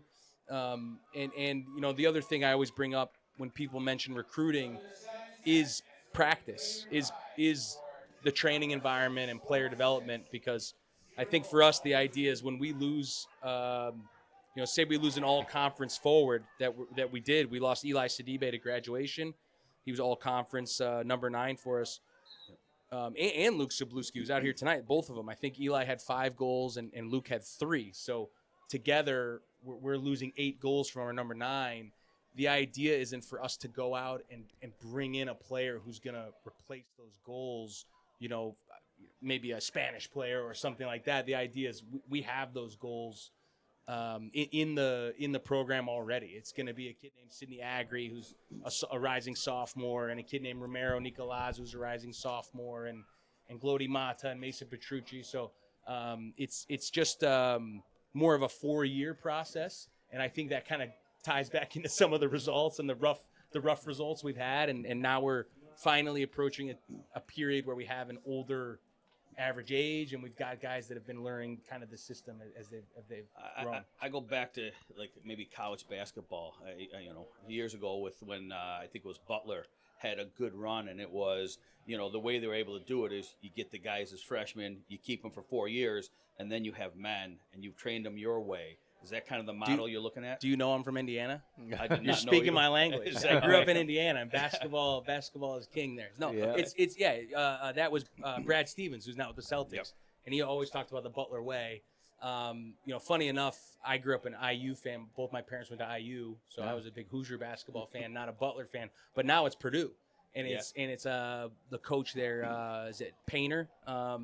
But he's been there for a long time, and in the world of NIL money and basketball, this and that, and all the millions, he's doing it kind of the old school way of 4-year players at Purdue, and maybe they're not having those huge NIL deals, but those guys are there, and they won the national championship, not this year, but the past year. It's yes, you hit the right tone there. Yeah, that's your model. Yeah. And that's great. I mean, it's nice to hear, recruiting domestically because, we've all coached and been around soccer a long time. And, listen, it's there's not a lot of men's programs and there's players all over the world that are very good. And, we were just talking to Bill Boyle at halftime, and, he does a little bit more international recruiting. But, we talked to him about the transfer portal. And, for your program, have you used the transfer portal or been hurt by the transfer portal? It's a great question. I want to be clear too on the international thing. I don't want to come off as like xenophobic or anti. There's a lot of good players in the U.S. Yeah. Well, yeah. And kind of tying it into the transfer question is the scholarship budget ties into this as well. You're working with the funds that you have, and so that's why I mean by fit at Canisius. I think domestic recruiting is a better fit. Yep. In terms of the transfer portal, and this is things that maybe young kids don't always think about, or parents don't always think about, but it's not guaranteed that you're going to get the same academic package or the same financial aid package. And so sometimes getting transfers in is a little bit tighter on the financial aid package and the scholarship money available. And sometimes it's not. So it's I've been at Canisius. I'm going into year 4, and we've brought in 5 transfers total.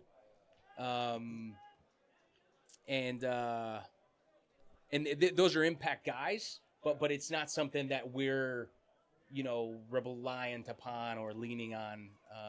You gotta turn over every stone. I mean, whether it's international, domestic, transfer portal. Correct. I mean, you have to do your homework, Correct. right? I mean, how much, I listen to you, and it really seems like when you do the Brad Stevens way, you're really coaching these guys for 4 years, and you're putting more of an emphasis on, hey, I find this guy, I can develop him to get him to this point.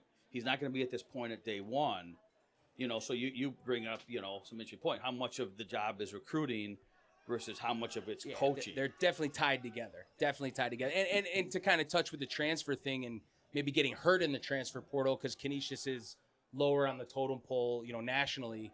But if you get here as a freshman and you play just a little bit, but just enough to stay motivated, your sophomore year, you're playing a little bit more, but you're still coming off the bench. And then your junior year, your second team all conference, you're probably not going anywhere at that point. You've got an emotional connection to the group. You feel like a like a Kenesha soccer player. You don't want to leave. So, it's all the recruiting, the portal, our training environment, how we recruit, who we recruit, and kind of the playing style itself is all really tied together. They're not, separate functions. Well, and if you're able to minimize the players that you're losing from the portal, it's a tribute to the culture that you created in your program. I mean, you do a lot more. You're coaching soccer, but you're an educator, and when you're out there, if you can keep these kids in your program, it's saying something to your ability to educate these kids and the culture that you're creating. Yeah, I mean, to be frank, I think college soccer's lost its way a little bit with all the chopping and changing. And one thing we talk about is I think a lot of young people fall into this. They overestimate what they can do in a year, but they underestimate what they can achieve in 10 years. Right. And so, sometimes it's brave to leave and make a huge life change. And that's, of course, needed at times. But sometimes it's brave to stay somewhere, too, and stick it out and go that route.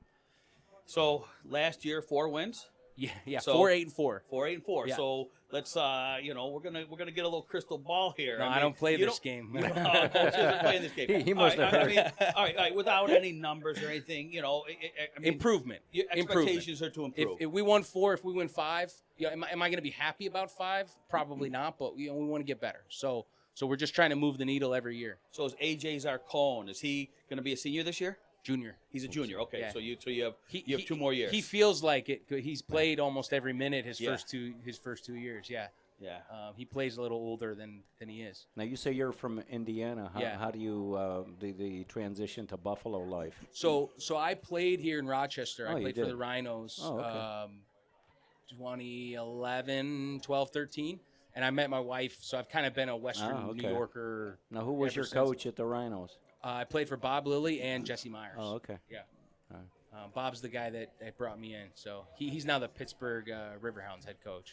All right. So if you were to talk about a mentor or someone that you've pulled some of your coaching style from, who would that be? Yeah, I've had some great coaches. My youth coach from about 7th grade through 12th grade was in town yesterday. So really small world. But so that's Isang Jacob. He's from Indiana via Nigeria. But he was my youth coach. My college coach was John O'Connor at Rhode Island.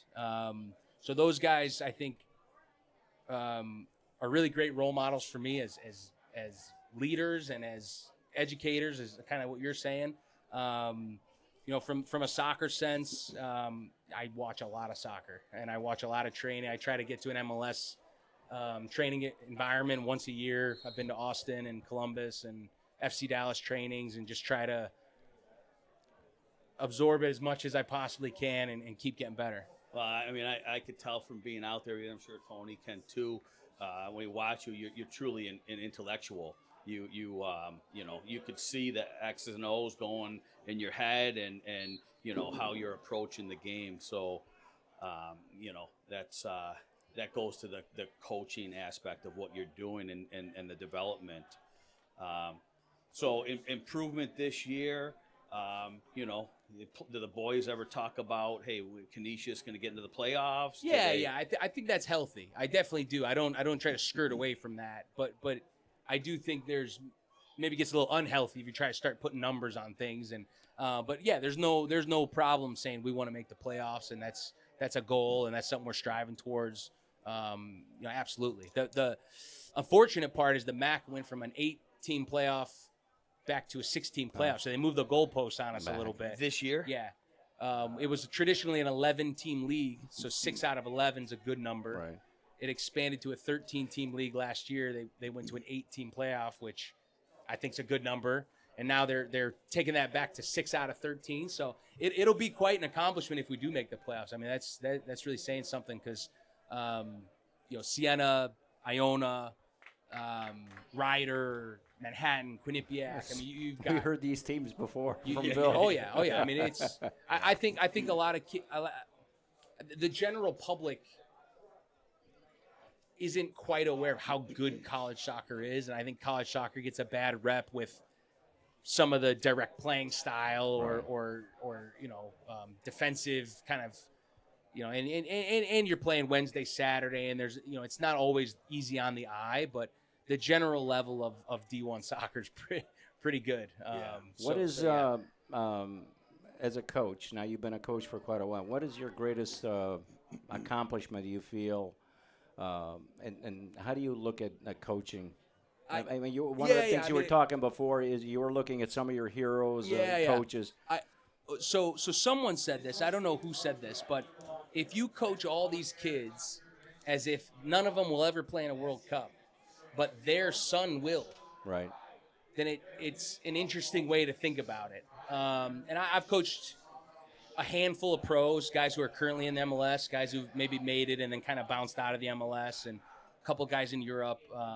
So I've coached quite a few guys. So that is certainly fun to see guys go on and play. I mean, it makes you feel, in a selfish way, it makes you feel better about yourself as a coach a little bit. But you know, if you like to think that maybe one of those guys' kids will really do it, you know, that's kind of the idea. But yeah, anytime someone moves on to something better, it's and then, you know, just think in 10, 20 years, somebody will be talking about him as a role model. So that's scary. Absolutely. I don't think there's anything scary about it. You know, I watch you interact on the sideline, and I think that we talk about, hey, maybe someone's going to do something amazing or get somewhere, and that's talking about soccer. But with the work you do as a college coach with these young men, these guys are going somewhere, you know, as soon as they come in contact with you and being with you for a handful of years, they're making impact on the world. I've got a quick anecdote here about Riley Wagner. He just finished his 5th year with Canisius. He ran in the Buffalo Marathon, actually, so he's got to be the only NPSL player in this division who also ran a marathon mid-season. But he called me earlier this summer just to let me know he's got a job lined up in Miami. So he's an accounting major at Canisius, and you know, I almost was taken aback because you need something? He goes, no, coach, I'm calling you to let you know I got a job lined up in Miami, and I thought you'd want to know. So no, but that those phone speaks calls well, are fun, because you know, to have some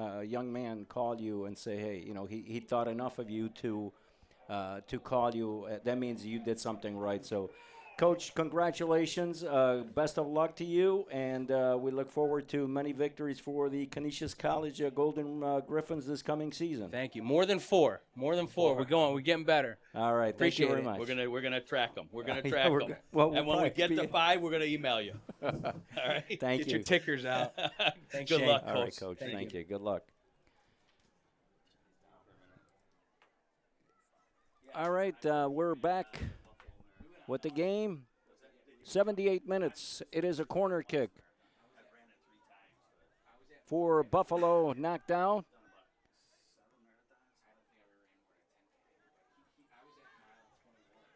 And now, good tackle on the play by Mullane. Riley Quinn make that. Kicks the ball out of bounds. It'll be a throw in at midfield for Niagara. It's still 0-0. 78 minutes gone in this game. Another good defensive play by Riley Wagner.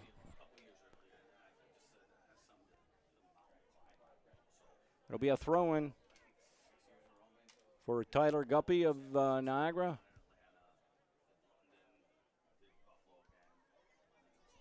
So Dickey crosses it inside. Knocked out. High up in the air by Gentilo. And here comes Lazoya. One-on-one with Tweedle, who knocks it out of bounds. It's a throw-in for Buffalo. Sobolewski in the corner, being marked by Montague. Sobolewski inside. Oh, it just missed inside by Johnny Pizzino. Buffalo maintained possession, but it's stopped by Russell. Still 0-0.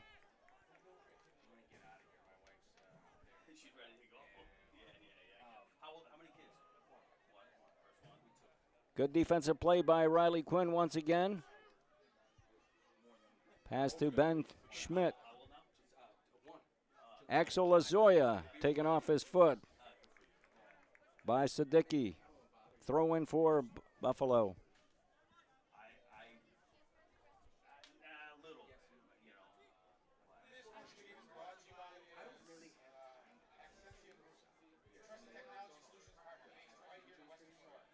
Here's Tyler Warmington, turns the corner, goes in inside the 18. Out to shot. Oh, just wide. Sobolewski had an opportunity but knocked it just wide. We have a corner kick.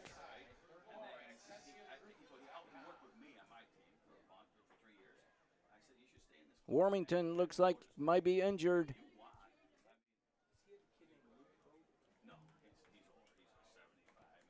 Corner kick for Buffalo.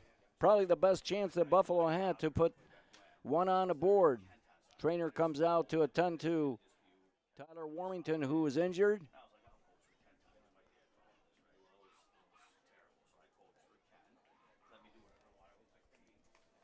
Looks like there's going to be a substitution for Buffalo. Warmington, day is done.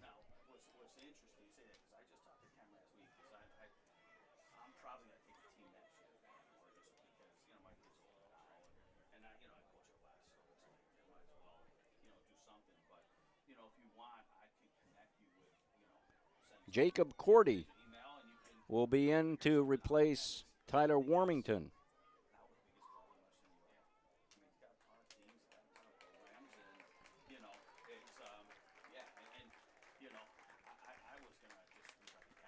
Warmington is up, but is coming off the field. 3 substitutions have been made by the Buffalo Stallions. 2 by Niagara. Luke Sobolewski with a great chance, but just could not put it in. Here's a corner kick from Lazoya. Inside the box. Looks like a goal kick. It is. 82 minutes gone.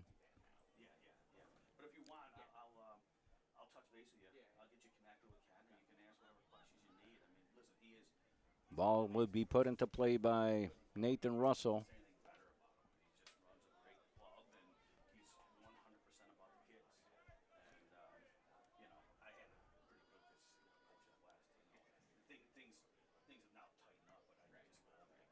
Ball's knocked aside. Gordon goes after, being watched by Jean Tilo. Gordon one-on-one with Tilo, goes inside. To top of the 18, could not control it, the Niagara player, but they still maintain possession with the shot by number 5. Dominic Massaro, but it goes wide. And we have a goal kick for Buffalo. That was a nice interview with Coach Stanky. Yep. Another fine coach here in Western New York. Always rooting for the local teams to do well.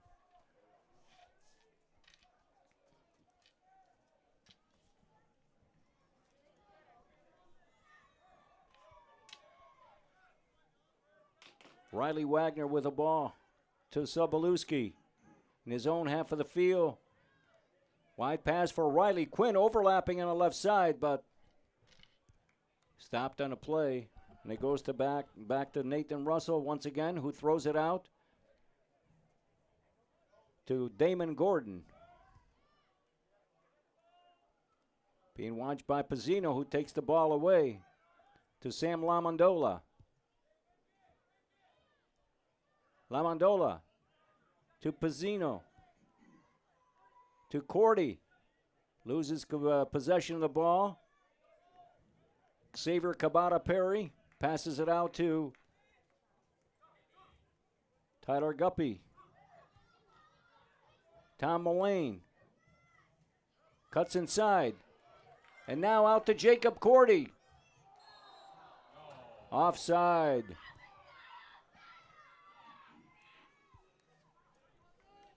Paul Antonio. I'd like to see that ball go into the second gap into Luke Sobolewski. That would have been that ball, instead of going wide, that second gap opened up, Tony, and if we could have slotted Luke Sobolewski through there, he could have been in on net and got his goal. Buffalo is moving the ball around nicely, but just cannot finish that last play. That last pass just is not there.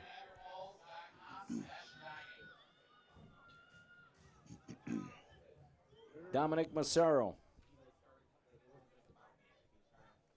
Tweedle, long pass. Riley Quinn cuts it off. Tom Mullane with the ball on the right side. Tries the through ball for Johnny Pizzino, but knocked out of play by Tyler Guppy. Tony, I'd like to see him take a chance a little bit quicker. Yep. You know, they're making they're making their passes are good. They're making nice passes. They're connecting, but I think you got to take a chance. Maybe one less pass and try to hit one of the gaps up top. Ooh, foul on a play on Riley Wagner. Coach Lucho Yaniero is looking for a yellow card, but not forthcoming. Well, he got his yellow card. Yeah. Great kick. It was a nice kick. Kick. Perfect. About entering the game.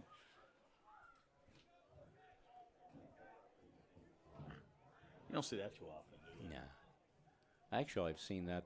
I saw that. Antonio Conte was coaching at Chelsea, and the ball came, and he did the exact same thing, and he got a yellow card. Yeah, Alex Tweedle with the ball inside the 18. This is trouble. Jack Petrie came out. Looked like he missed on the clearing play, and it went to the offensive player. Cut it back, but the defense, Buffalo's defense, was able to knock it out. Have a corner kick for Niagara. 87 minutes in the book, and we have a corner kick inside. Cleared out by Buffalo. Chantillo on the side, but it's kicked out by Niagara. It'll be a throw-in for Buffalo. Don't forget, Saturday, Buffalo is back in action right here at 7 o'clock. So come on out, get your tickets, bring your friends, enjoy some great NPSL soccer.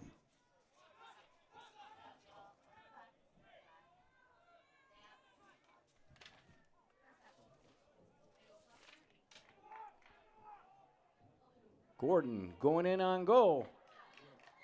Good recovery by Riley Quinn to knock the ball out of bounds. It'll be another corner kick for Buffalo, or make that Niagara. This Saturday, 7 o'clock, Buffalo versus the Erie Commodores, who they previously lost to by the score of 2-1, a game that Buffalo led for 77 minutes. And then were not able to pull it off. Corner kick cleared out by Buffalo. There's a shot, but over the net. A lot of steam. Tony, you win. You win that game against Erie, and you win the game against Cleveland. And you're sitting at 9 points, and if you get a result here, you're at 10, 12 points. It's you're in the mix. Yep. And the thing is that, I know shoulda, coulda, woulda, but with the 4 home games now, it would have been a great opportunity to really make some noise in the Great Lakes division. Yeah, it would have been. You got a nice home crowd here on a beautiful evening. But those are the growing pains of a new program, and yep. Coach Spicone is seasoned, and he knows what he's doing, and he's going to get these guys through this, and they're going to be better on the other side. Looks like we have 5 minutes of extra time. Good to see Bill Van Slyke down there holding up the board. I thought it was great. Greg's job. This is quite a crew they have here. You got Bill Van Slyke, Kevin O'Neill, Tom Garrigan, Steve Sable. Jeff Brian Horner. Cribbs, Jeff Horner. I mean, it. Now they've put a lot of time and effort into this. Well, that group could have made a heck of a soccer team with Bill Van Slyke coaching. That's right. Oh, how I remember that. It'll be a throw-in. 5 minutes of extra time. Can Buffalo score a goal and give these fans something to cheer about? Cordy just kicks it up to Pizzino. Here comes Sobolewski. Going in on goal. Sobolewski. He scores!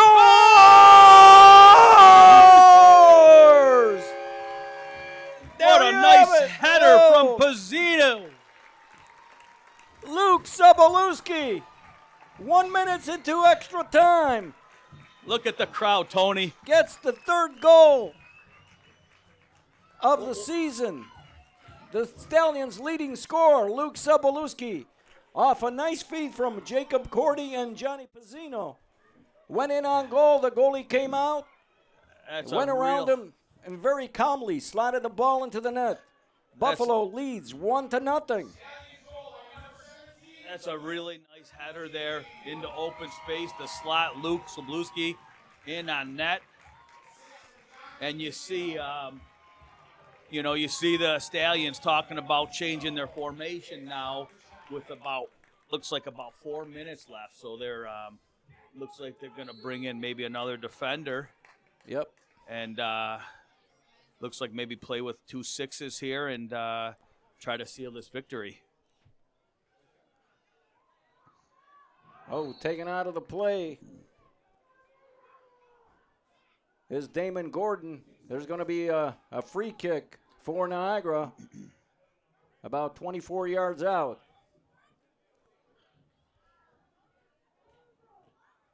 Looks like we have a man down for Buffalo, cramping. What a nice goal. That was a very nice goal.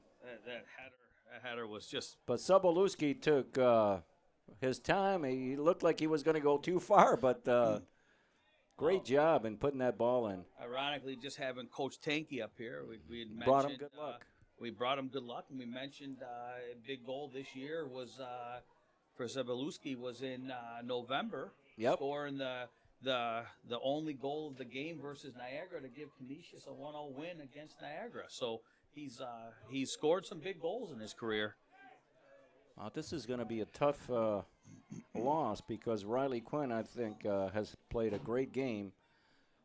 And number 19 for Buffalo is coming in, James Bruno, replacing Riley Quinn.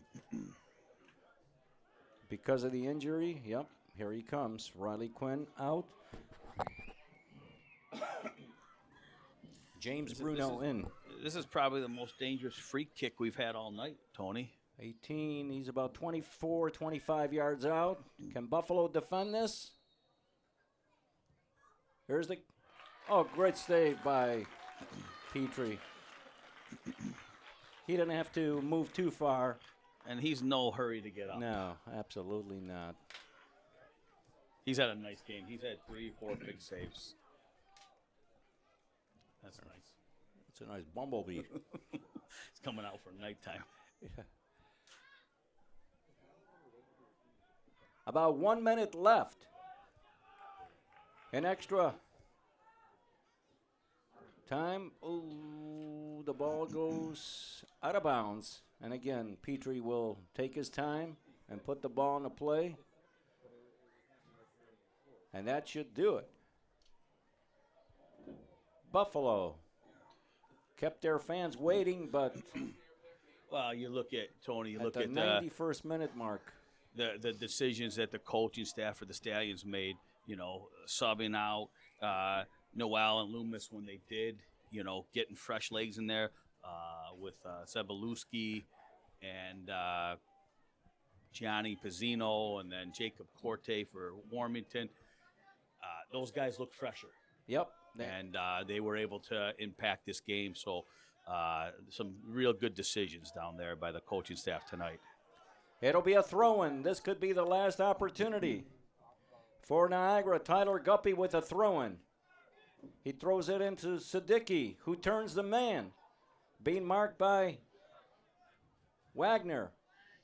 Cross inside, knocked out by Buffalo. This should do it. Sobolewski passes is for Lazoya. Lazoya back to Sobolewski. Sobolewski. Oh, he's off. Looked like he could have been off. And a shot, but stopped Nice by play. That should Nathan just Russell. about That seal was- the night. That was nice series of passes. Looks like our referee wants to do a little extra running tonight. Cordy, and there's the whistle. The game is over. The Buffalo Stallions prevail 1-0 over the Niagara 18-12 with the goal by Luke Sobolewski at the 91st minute mark. I'd like to thank everybody for coming. Don't forget Saturday night. Thanks, man. The Buffalo Stallions will be back in action right here at 7 o'clock, Niagara, North Tonawanda High School. And they'll be playing the, I can't figure out who they're playing. They're playing the Erie Commodores. The Commodores with Lionel Richie and the Commodores. The Commodores with Lionel Richie. Yes, indeed. Yeah, Bediaco Swan coming up to the Bediaco booth. Swan, the coach What do you for, think of that win, Coach? It was a good win. I mean, it was a tight game at the end, all through the game. But, at the end of the day, when you have a striker coming that can make an impact, that's what the big guy gets. So I'll give credit to number 17. He made the impact that he needed. And you'll be here with us Saturday. We're going to have a little extended interview and talk about your program at Damon College. Yeah. I mean, obviously we have a few guys here that's playing and starting and making a contribution to the team, so that's important. So obviously coming in today, my first game, it was exciting to see how they're playing outside of the college. So I think Saturday game is going to be exciting as well. What about a thought on John Tylo? It was his first game. Yeah, I mean, Tilo for me always been a player what I like in the sense of he's a quality player in terms of his mentality. He's always looking to learn. He wants to be critiqued. He wants to be pushed. And I'm after this game, I'm going to push him quite a bit because I see some things I still think he needs to work on. Yeah, I think he's the type of person that is becoming a leader in our team. So it's glad to see him out there. Any thoughts on your new team that you played on last night? Oh, my new team, I mean, I'm the old guy out there. I'm the grandpa, so it was good. I mean, I think obviously we got the win. The coaching mind, I try to shut it off when I'm a player. So I just try to enjoy it. So I would say I enjoyed the game yesterday as a player. No, but I really do believe that it's good to, especially since you've come in at this time of the year, kind of late in the season. I think to hear a different voice is good. So we want you to speak up. I'll try to balance it out. All right. Well, we'll see you Saturday. For Coach Swan, on tonight we use the easy questions. Saturday Saturday night, the questions for Coach are going to get a little bit tougher. I don't know about that. I think I had some media training, so I don't think anything can slip out of me. We're looking forward to having Coach Swan with us for an interview on Saturday night. All right. Well, that's going to wrap it up for this game for us.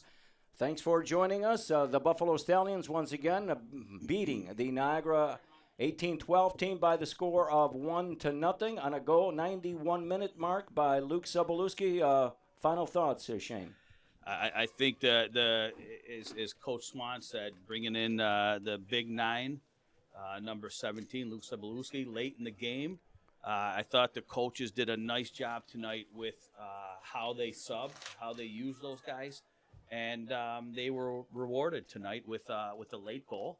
And it doesn't matter when the goal comes, as long as it comes.